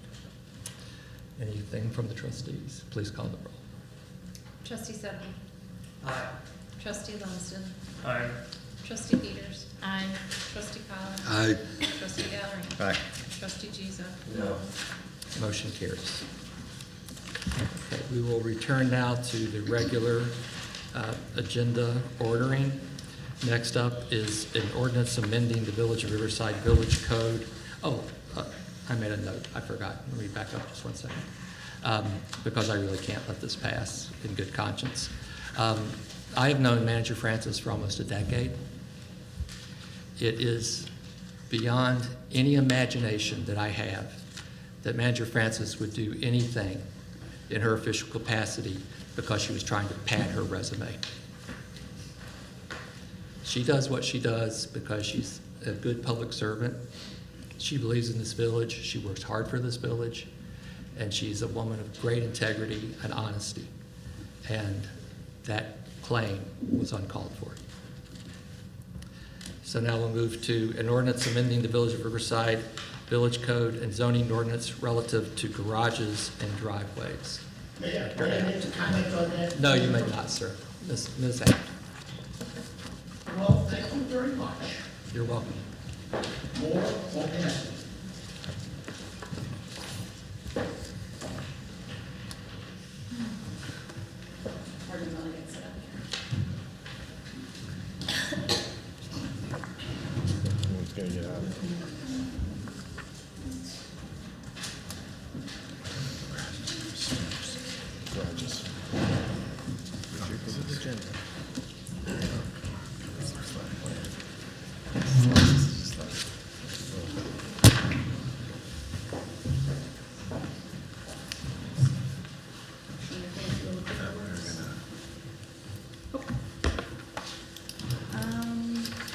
Yes, so back in September, at your September 6th board meeting, the trustees tabled the vote on this ordinance to this meeting to allow staff to work with engineering and architectural consultants to review the proposed code changes and provide additional documentation for the board to review. Some of the board's concerns included nonconformities. The trustees expressed concern about creating new nonconformities on existing houses and about how many properties in the village the proposed amendments would impact. There was also concerns about feasibility and restrictiveness. Are the proposed text amendments feasible and buildable? And the trustees wanted to ensure that vehicles could actually maneuver in the garages and driveways built to our proposed specifications. Trustees also wanted to ensure the zoning ordinance encourages reuse rather than tear downs. There was also some concerns about driveway aprons and whether our driveway apron restrictions were conducive to our very unique Riverside streets. So at the request of the board, we asked our village engineer, Christopher Burke Engineering, to review the proposed regulations and create models showing vehicle maneuvering. And we also requested a consulting architect, Waters Design, who's worked with the village on other projects, to review them as well and provide some comment. And so we've received their report and their review, and so I can kind of go through some of the higher points. One of the concerns brought up was nonconformities. Our current code that was adopted in 2005 that included regulations on attached front-loaded garages currently states that attached garages cannot project more than a maximum of 5 feet from the front of the building. And obviously they can't encroach into the required street yard, so the setback, that part doesn't change. It also restricts the width of the garages to no more than 50% of the width of the front facade of the house as measured along any building line that faces a street. According to our GIS analysis, we've got about less than 30% of our housing stock has attached garages, and we have somewhere in the neighborhood of about 25 new houses that have been built since our 2005 code adoption. Currently, as the code is written, current garages that do not comply with the garage standards that are currently on the book, so that is that 5-foot maximum projection, are considered non-conforming buildings and structures. 10.10.4 of our zoning ordinance, which deals with non-conforming buildings and structures, allows ordinary repairs and maintenance and allows structural alterations provided the alteration will not create any new nonconformities or increase the degree of any existing nonconformity.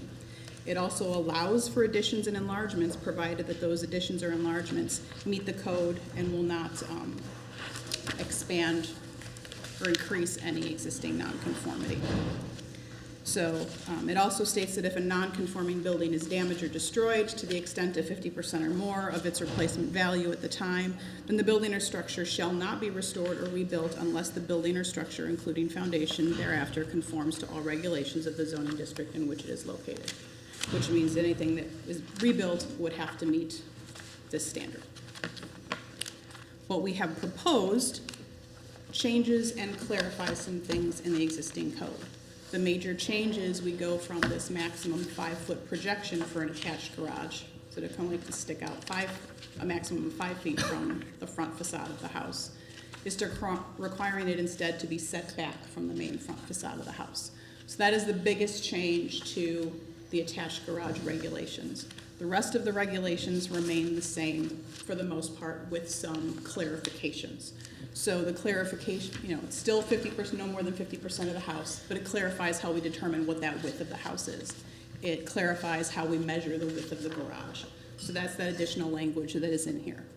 Additionally, what we added into the ordinance that was before you on September 6th and is still before you now, that was not discussed by the Planning and Zoning Commission, was adding in a clause, so to speak, that's a grandfathering clause. So what it states is that any existing garage, attached garage, that conforms to our current standards will be considered a legally conforming structure and can be remodeled, repaired, maintained, rebuilt, regardless of demolition, to these current standards, which is this maximum 5-foot projection. So you have it that the proposed code before you would make no new nonconformities. So no new nonconformities are being made by the ordinance that is before you tonight. Additionally, there are regulations on driveways, and we're going to get into that a little bit. But as far as nonconformities are concerned, the way our driveway regulations are written, it's already written in there because it's my understanding that there was a great deal of conversation about driveways back in 2005. And what the compromise then was that existing driveways that exceed the maximum width that's in our code now, regardless of what it is for whatever type of garage, are considered, how is it written? That they are allowed to be kept, they are allowed to be maintained, they are allowed to be rebuilt. It specifically states that. So if you only allow currently a 10-foot wide driveway, if you happen to have a 12-foot wide driveway, predating today, so like you didn't put it in illegally or something, if you have a 12-foot wide driveway, you are allowed to keep that driveway at 12 feet in perpetuity. So if you want to take it out and you want to put in a beautiful new paver driveway, you can put in a new beautiful 12-foot wide paver driveway. You do not have to bring it down to the limited 10 feet. That is how the code was written then, and I think again because people didn't want to lose the driveway width that they have. So that was a compromise that the board, many boards ago, made. That still stands, and so this would still stand for any new, moving forward with our driveway regulations if we start to require the taper, which is what is proposed, that if you have a double wide driveway currently, because you have a 2-car wide garage, you would be able to keep that garage in perpetuity, or that driveway in perpetuity. So you would be able to have that, say it's a 18-foot wide driveway that comes all the way down to the street. You would be able to keep that. You would be able to replace that. You would not have to provide that taper if you wanted to replace it with, say, a paver driveway. So just some clarifications on that nonconformity. Can I ask you one question? Certainly. What happens if you have a 2-wide driveway going into a 2-wide apron? Now, the 2-wide apron's on village property. Mm-hmm. Will the village bring that to a single apron, or will they maintain the 2-wide apron also? I believe we would keep the 2-wide apron. It's my understanding that as we have gone through and replaced aprons, we replace the aprons to their existing size that they are. So if somebody has a 12-foot wide driveway, we have not poured an only 10-foot wide of the sidewalk apron in other public improvement projects that we've done. Thank you. So, all right, so next up we have some diagrams from our engineer. So one of the concerns was whether or not vehicles could actually maneuver within our proposed driveway regulations. So we had the village engineer create these vehicle movement models to demonstrate whether or not things were actually feasible. So the biggest change in the code is related to driveways that serve these front-loaded attached garages. So currently the code says that you can have your driveway as wide as your garage, all the way down to the property line. The proposed regulation is that your driveway would still be limited to 10 feet, similar to driveways for detached garages in the front yard, but it would be allowed to widen to meet the garage so it can service both of those garage bays, or 3-car garage, should you be able to fit a 3-car garage on your property. However, we have this tapering requirement. So this wider driveway is only allowed for a maximum of 15 feet, and then the driveway would have to taper down to that 10 feet within 25 feet of the front of the garage. So that's what this is showing. So this is your house here with the garage off to here to the side. And so it's showing that it's set back the 5 feet, extending 15 feet out. You see it the whole width of the garage, and then it starts to taper, and it's down to 10 feet here by that 25-foot mark, and then you have your 10-foot driveway here. So this model is showing that these cars can get out of their driveway and carry on their merry little way without popping onto their front yard or going onto the parkway. As you can see, for this car, they can make that movement here without going over the pavement in this area. The next one is showing a side load garage. There's no change to this requirement, so this is currently what's in the code, but it shows kind of the difference here. For our side loaded garages, we allow a 20-foot apron, so to speak, here in front of the garage. So instead of 15 feet like we have in this one here, coming forward, here we allow 20 feet for these cars to be able to make this movement. So this one shows the car. I should state that they are using a large SUV, so they used a Suburban, so Escalade, Suburban, these larger SUVs that have that larger footprint. If it's parked in this first bay, you can see that it does go off of the pavement a little bit in order to make that movement to back out onto the street. It does not have that problem if it's down here in the second bay. So they're able to make that movement. A regular sized car, a sedan, in this one can make that movement without going over the pavement, but this is kind of your worst case scenario. So this is the current code, and the Planning and Zoning Commission had not proposed any changes to this 20-foot requirement. So this isn't less than or more than what is currently in the code. I think getting a little bit further into this, of some concern could be that if you look at where this vehicle traffic pattern kind of is here, so nobody can be parked here if this vehicle wants to get out of the driveway.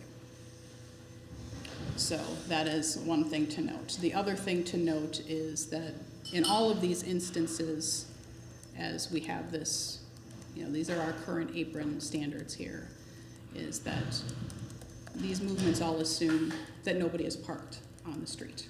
And we'll get into some of those concerns that were brought up at previous meetings again. So this shows a 20-foot wide street, which is typical in Riverside. It shows our standard apron, so this is what's typical. Again, the 3-foot flares, a 10-foot wide driveway, and you can see the car goes into the opposite lane of traffic in order to make that movement to be able to go out. So one of the other concerns raised was our driveway aprons and whether or not they work with our streets. And so, let's see here.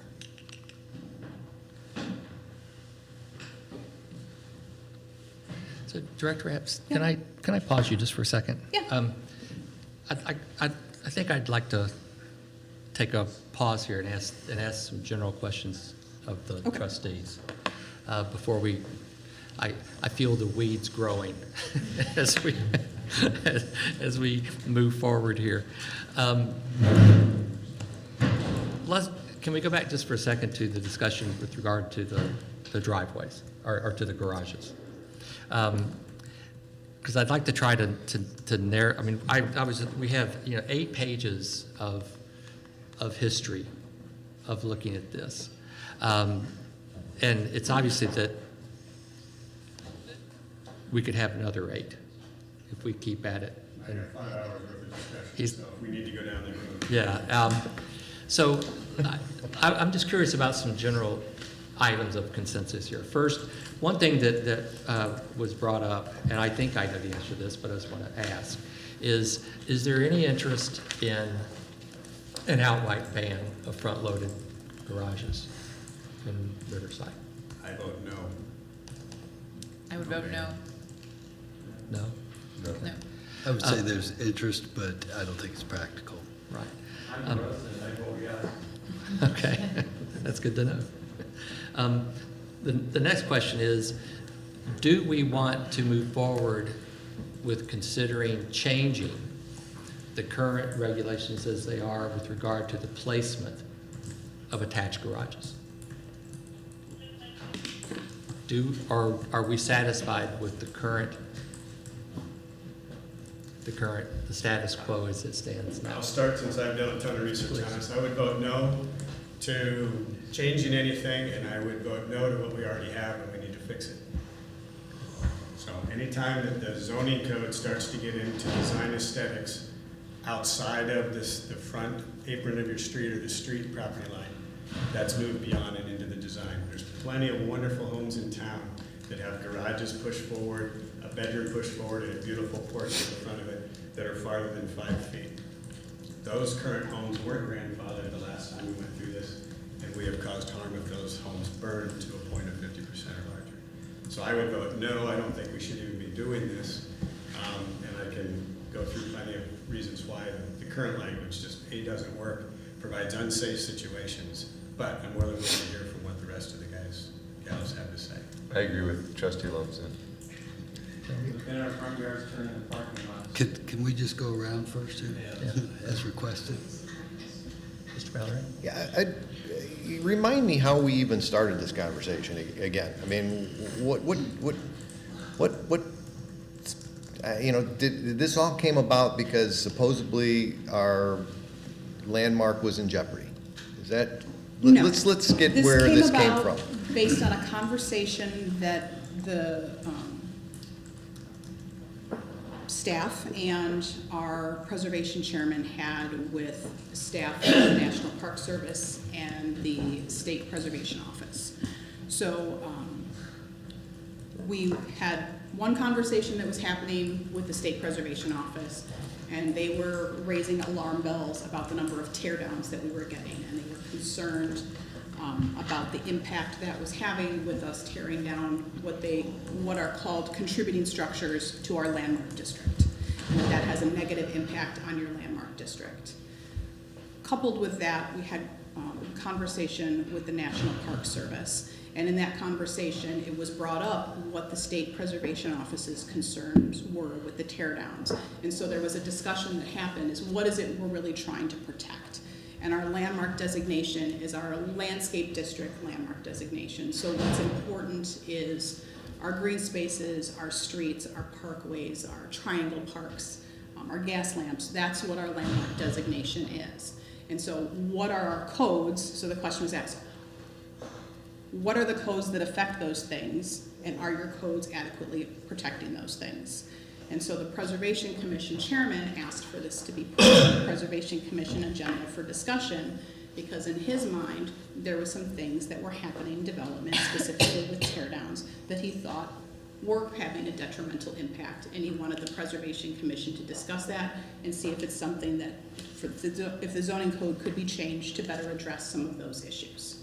So it started out with that conversation. When the Preservation Commission discussed it, they agreed with the chairman as they kind of walked through it that what's being built is being built specifically to exactly the standards of the zoning code. And that those front-loaded garages, because 90% of the new houses that have been built have front-loaded attached garages, that these garages are having an impact that's detrimental on it because of the amount of pavement that's going on in the front yards, and you're eliminating green space, and they thought that this was detrimental, and so they would like to see something happen. They didn't know what could happen exactly, what would be palatable, but what could be changed to disincentivize or incentivize different decisions than putting that two-car attached front-load garage. Obviously, some of the preservation commissioners would have preferred that they be banned outright, but they understood that that was probably not going to happen. So then we brought that conversation that they had to you, brought to your attention some of those concerns, and you directed the Planning and Zoning Commission to take a look at it and see what we could do about changing the regulations related to front-loaded attached garages and how we could. That is not the history of the issue. What we Order, had, please. So we had that discussion then at the Planning and Zoning Commission level, and it evolved into not just changing the regulations related to setbacks and things like that, but also getting into driveways, and then how can we incentivize and coming up with a building coverage bonus. So that was brought before you. We went back and had a public hearing on it, and now we're back before you with a draft. But if I could just add one little nuance to that. Yes. I think you are correct, though, that neither the National Park Service or the Illinois Historic Preservation Agency, they did not specifically bring up the issue of front-loading garages. They were concerned with the effect of tear downs and rebuilding in general. Where this came from, the question of the attached garages really originated from our Preservation Commission. So if I can add a little bit, when this came up the last time I asked that same question, I have specifically talked to Charlie and attended the Preservation Commission meeting, as well as spoke with Alicia Cerny, who is the National Parks representative. And at no time during the walkthroughs, which was kind of eluded right on or otherwise, was there a discussion regarding front-loaded garages. And then it evolved into not only talking about new construction, but existing construction and adaptive reuse. I think that's where the rails came off of the track. And again, I think that was never discussed on existing properties during the public meetings. And again, I think that none of the advertisements ever talk about that we're going to talk about any impact to existing properties. So I think proceeding forward with anything that deals with, and I appreciate your effort to grandfather everything, but when you're starting to have to grandfather everything because you're doing something, that means that you probably have a better solution, or there's a better solution to get there. I think the other thing that's very important is the way you described for everybody what the landmark designation is about. It's about landscaping and Olmsted's brilliant planning, and how do we preserve that. It has very little to do with the structures that are behind his landscape. Matter of fact, his quotes say that there's no way we can plan for people that do ugly buildings. Right? I can read the quote to you, it's in many of my documents here. But again, I think that we need to stay focused on what, and I don't think we really have a good understanding exactly what could hypothetically impact our landscape designation. And I think that's why I'm recommending we pump the brakes, we go back and we look, because I think there's better solutions rather than ones that impact properties. And again, I'm not a big fan of big season concrete either. In fact, I think there's incentives that if you're gonna have a front-loaded garage, we potentially might say we need to have a porous or a different type of material. I think that's the proper way and more in line with what a landscape solution would be. Again, I think the other thing we talked about is Olmsted was very, very adamant that from your roadway, and I like the fact he calls our streets roadways, right? And again, they would have had at that time, best case, cobblestone or granite gutter, granite curbs, and rock is what we had going on at that time, right? The roadway, you would have a treescape, multiple trees on the village portion, and then it would request that the property owners have trees. I think what we really see in some of our developments is they've torn down some of the big natural trees in some places, or did construction so close to them that they die later on. And then we get a 2-inch caliper tree, and so when you drive down the street, what you see is you see a void in the volume. Doesn't matter what's behind it. You see the fact that our beautiful tree-lined streets that have great vistas that we need to protect, all of a sudden have a big wide open spot in it. So I think that there's ways to work within our code and help what Charlie and the preservation folks are concerned about within the way we describe what landscape modifications are required when we do new developments.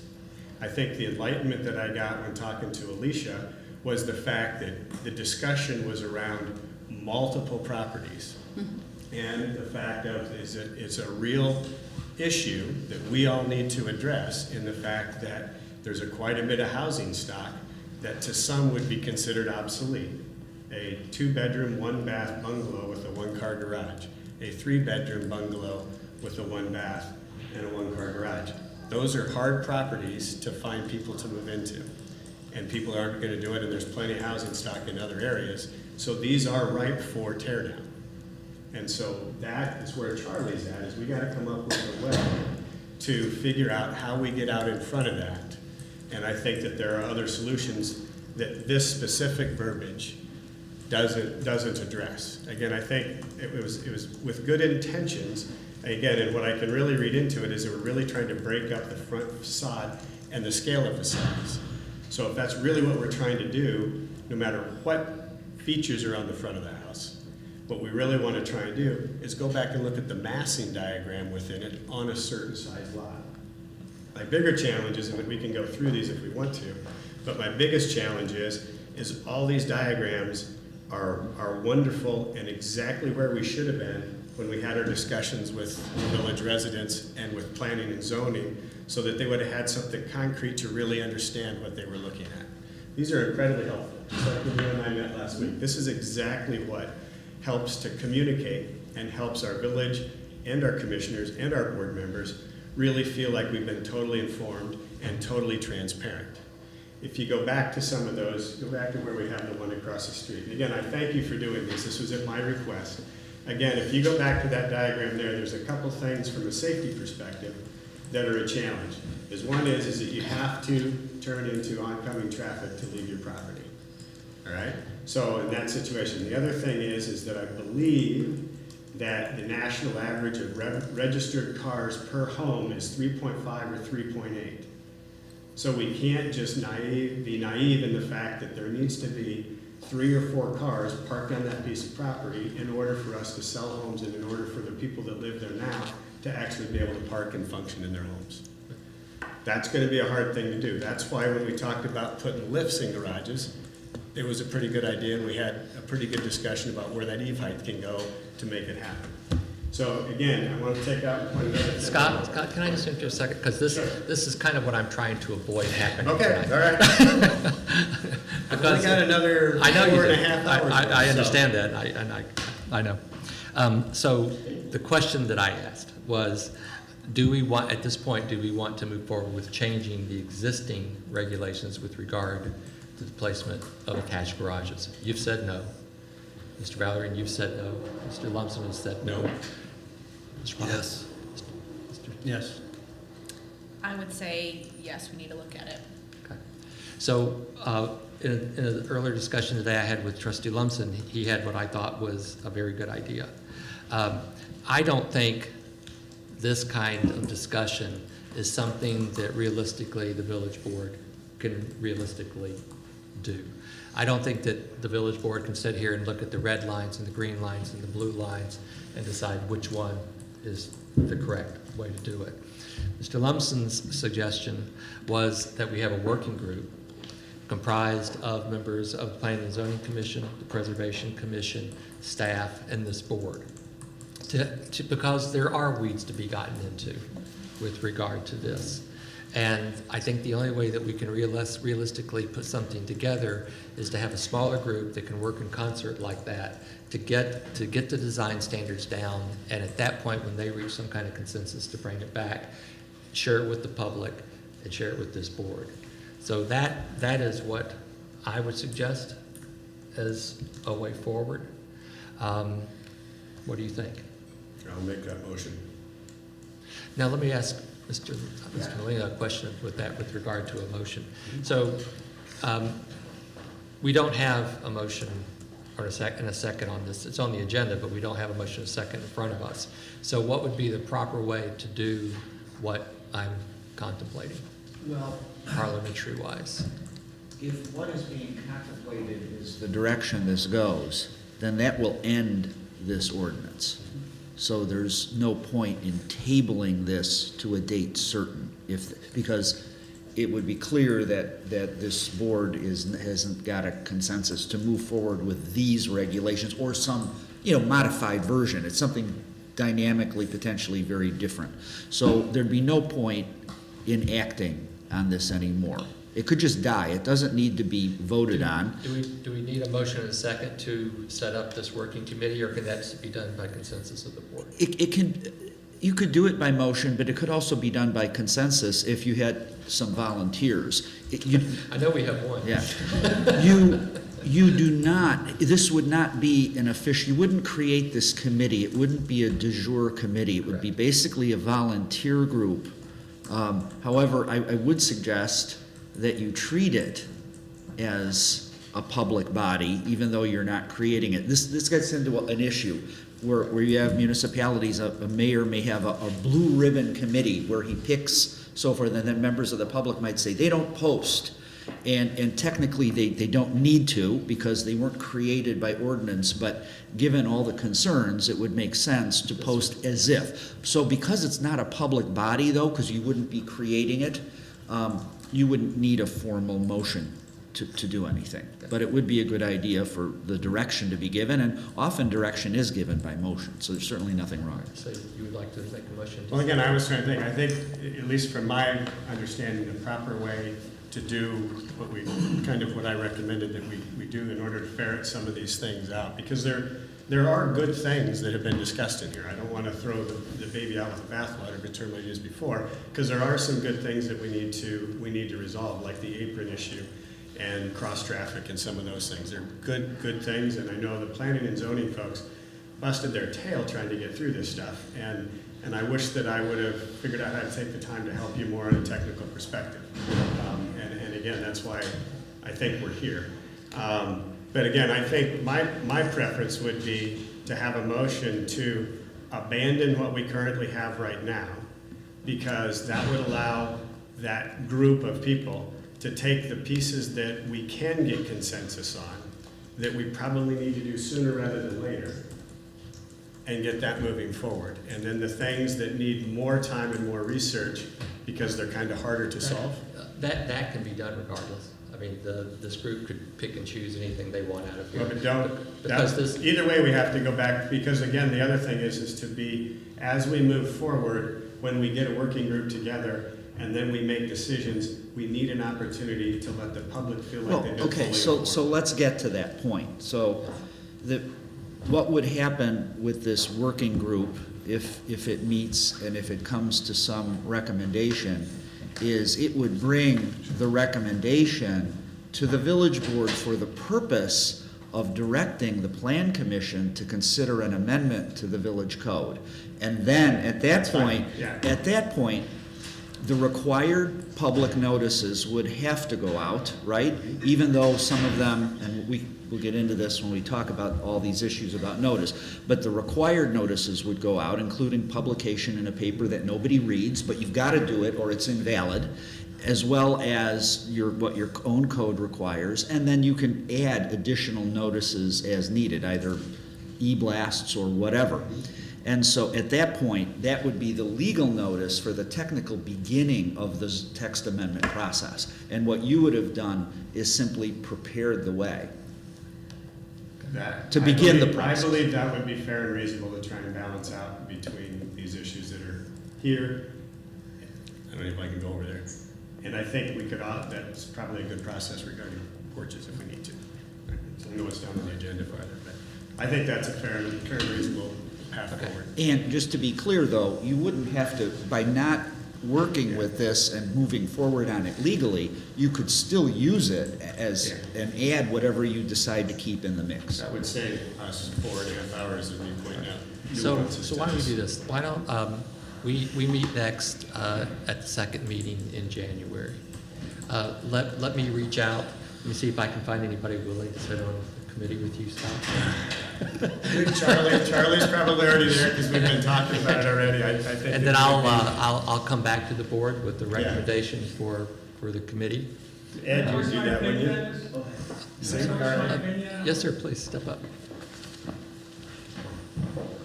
Thank you. My name is Bob Lucas. Say, I'm not against front loading garages. Okay, I'm sure you agree with all. I don't think it's the best choice in our town of Riverside. You said 25%, 30% of our homes are front loading garages, and that's all happened. Well, that all happened in the last few years. No, that's not the case. Well, 1970, when we got the that's right. status, we had about 32% of the properties had front loading garages. But all these homes, 90% of the homes being built today are front-loading garages. It's changing the whole ambience of the town.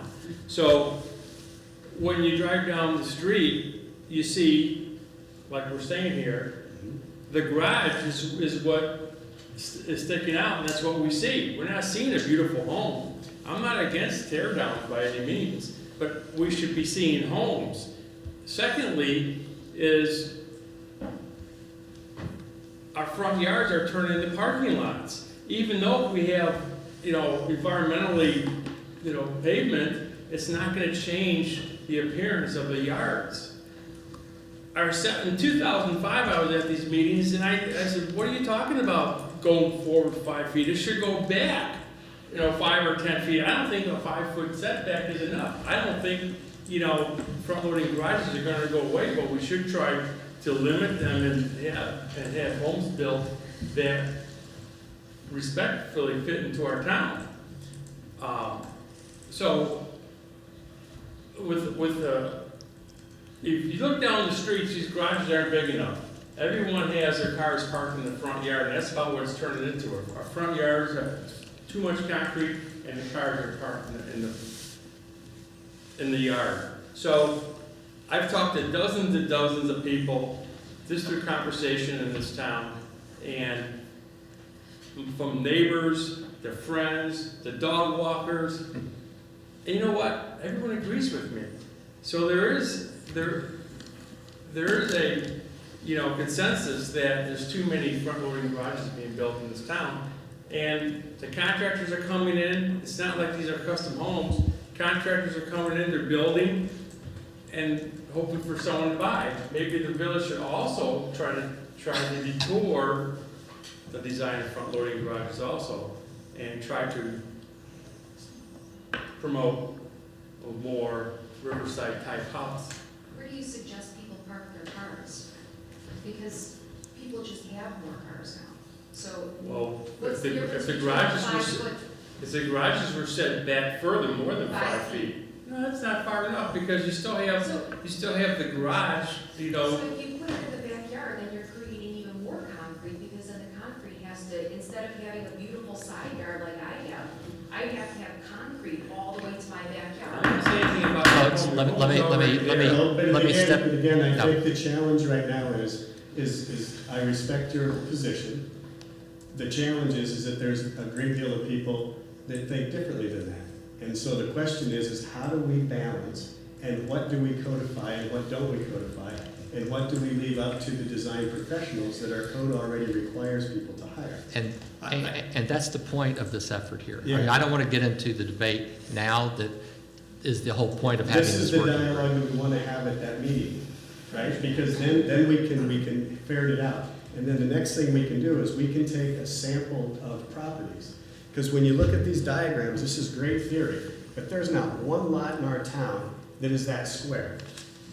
And so that diagram with a 20-foot driveway apron with a 25-foot home and a 5-foot side doesn't work. I know it doesn't. When you get into that. And the challenge is. That works in Schaumburg though, so we could Well, all go right. to Schaumburg and have this. But again, I think the other challenge to this is that we create an unsafe environment. And again, I think that's where this document fell apart, and thank God we did these diagrams, because we would have been putting ourselves at risk. This diagram allows you about 6 to 8 inches beside your car to get out with a baby on your shoulder and a diaper bag in your hand and a grocery bag and tiptoe across the side. I'm going to persist in my effort Yes. to let this discussion happen at the working group and not here tonight. Yep. Okay. May I ask So, just 2 things to clarify, please, Mr. President? sure. Thank you, sir. I look forward to working with you. There's another volunteer. I would be happy to Volunteers serve right there. on that committee. One, we talk about front-load garages and this 30%. Is that not attached? And what is the percentage of front-load garages, period, in the village of Riverside? I think it's well above 90 and maybe above 95. So if that could just be answered at some point in the near future. And if you have a 50-foot lot, in order to have a side-load garage, it's got to go behind the house. And even with any movement of the garage at this point, mandates a larger driveway area, which then you're forcing people into smaller structures or else impervious. And now we're back to regulating design parameters for private property, regardless of who it is. I just think that those are important things, and this front-load garage percentage has been misstated by everybody thinking it's only 30% of the garages when it's far higher and who did the GIS analysis. So thank you. I would be happy to serve on the roundtable committee. I'm always happy to donate my time to the Village of Riverside. Thank you, Mr. Campbell. Okay, so Before I'm not going to read this, but I want to acknowledge it. We did get a letter from one of the residents in the village who strongly disagrees with your assessment, Bob, I'm sorry. So not everyone agrees. It's a couple pages long. I don't want to read it, but I want to acknowledge that there are residents that have written to us. okay, so I will come back at our meeting in January with a suggested roster of folks for the committee. So in January, we're going to establish, Yes. after the meeting in January, we're going to establish this.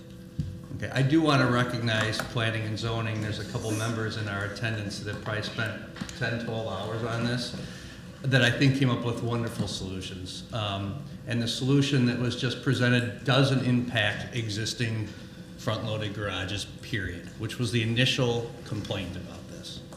This feels like, I don't understand what happened the last 2 months.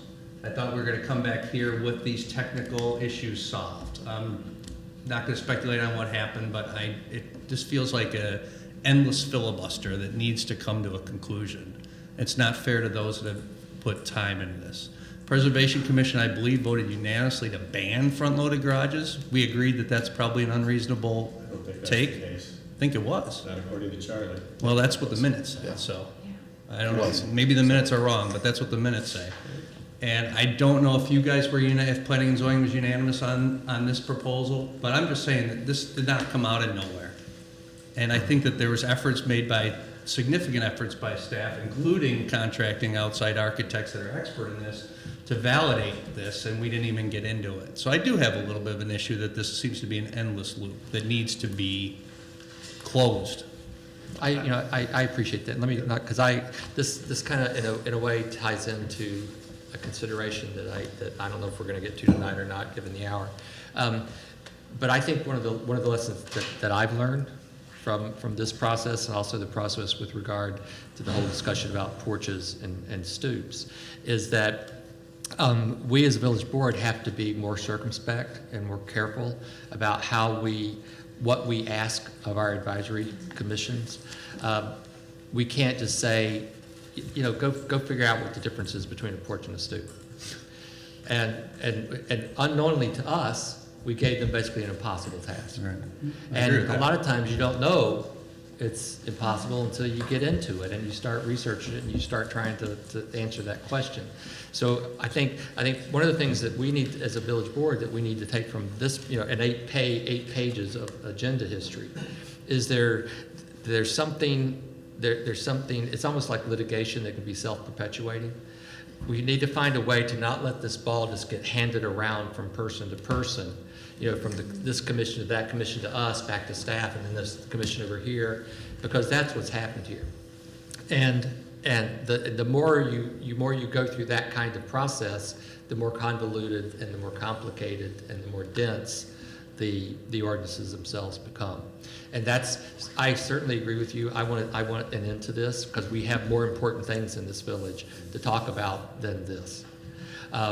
So I would but it's my hope that this smaller group that can meet and bring all the different perspectives together in one room can accomplish that. That's the goal. And I think it's important, and I agree with everything you said, Mike. But I think it's important that preservation, who is a very important part of this village, voted 7-0 unanimously to ban it. Planning and zoning, who's a very important group in our village, voted 7-0 for this plan. So then you're sitting here with 6 people who are probably 3-3, maybe whatever. So we're not getting anywhere. So I think this is really, an opportunity for planning and zoning and preservation to intersect. And I think it's a healthy exercise. But again, both of those boards had the starting point that we were going to lose or could lose. And that could be vetted out. We've vetted that out, and we get good data about what is the criteria that we need to preserve. we now really have the marching orders to do good stuff together. I think that's the bigger key right there. Okay. Okay, perfect. All right. If I could, I'd just like to Please. point out one side benefit to this that addresses some of the issues. Absolutely.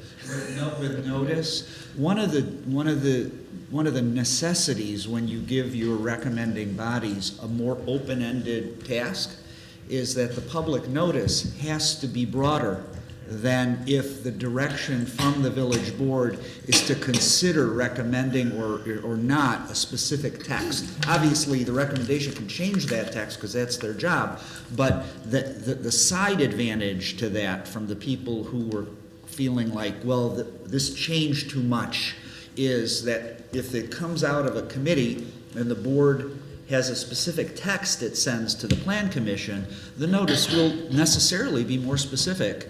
And the people who get notice of it will know more specifically what might apply to their property. So that would be one side benefit I see. Okay, so that's what we'll do. Yes. President Sells, I'm sorry, but Please. I think the working group is fine if that's what it takes. And Historic Preservation Planning and Zoning Commission should be represented on that. I also think that, and I don't want any response to this, is something to consider. I think we need to hire a consultant, a professional, to advise us on this. I think we certainly have to have at least engineering involved. Or I was thinking of a planning firm with historic preservation background. We'll look into that. Okay. Okay. All right, so let's move on then to item B. Ms. Johns, you've been patiently waiting. This is a resolution to the Village of Riverside, Illinois, to amend the fund balance and reserve policy for 2018. Good evening. Before you tonight is a resolution to update and to amend the village's fund balance and reserve policy. The last time this policy was updated was, I believe in 2010. At that point, the village's fund balance in the debt service fund was vastly different than how it is now. The previous policy had an assignment in the general fund so that you would, along with the debt service fund balance, have 100% of the debt service payments for the following year assigned. This updated policy removes that assignment in the general fund. And just to note, the debt service fund balance at the end of 2017 was over 50%. Any questions? I'd ask for a motion and a second to approve the resolution. So moved. By Mr. Sadovy. Second. By Mr. Lumsden. Please call the roll. Trustee Sadovy. Aye.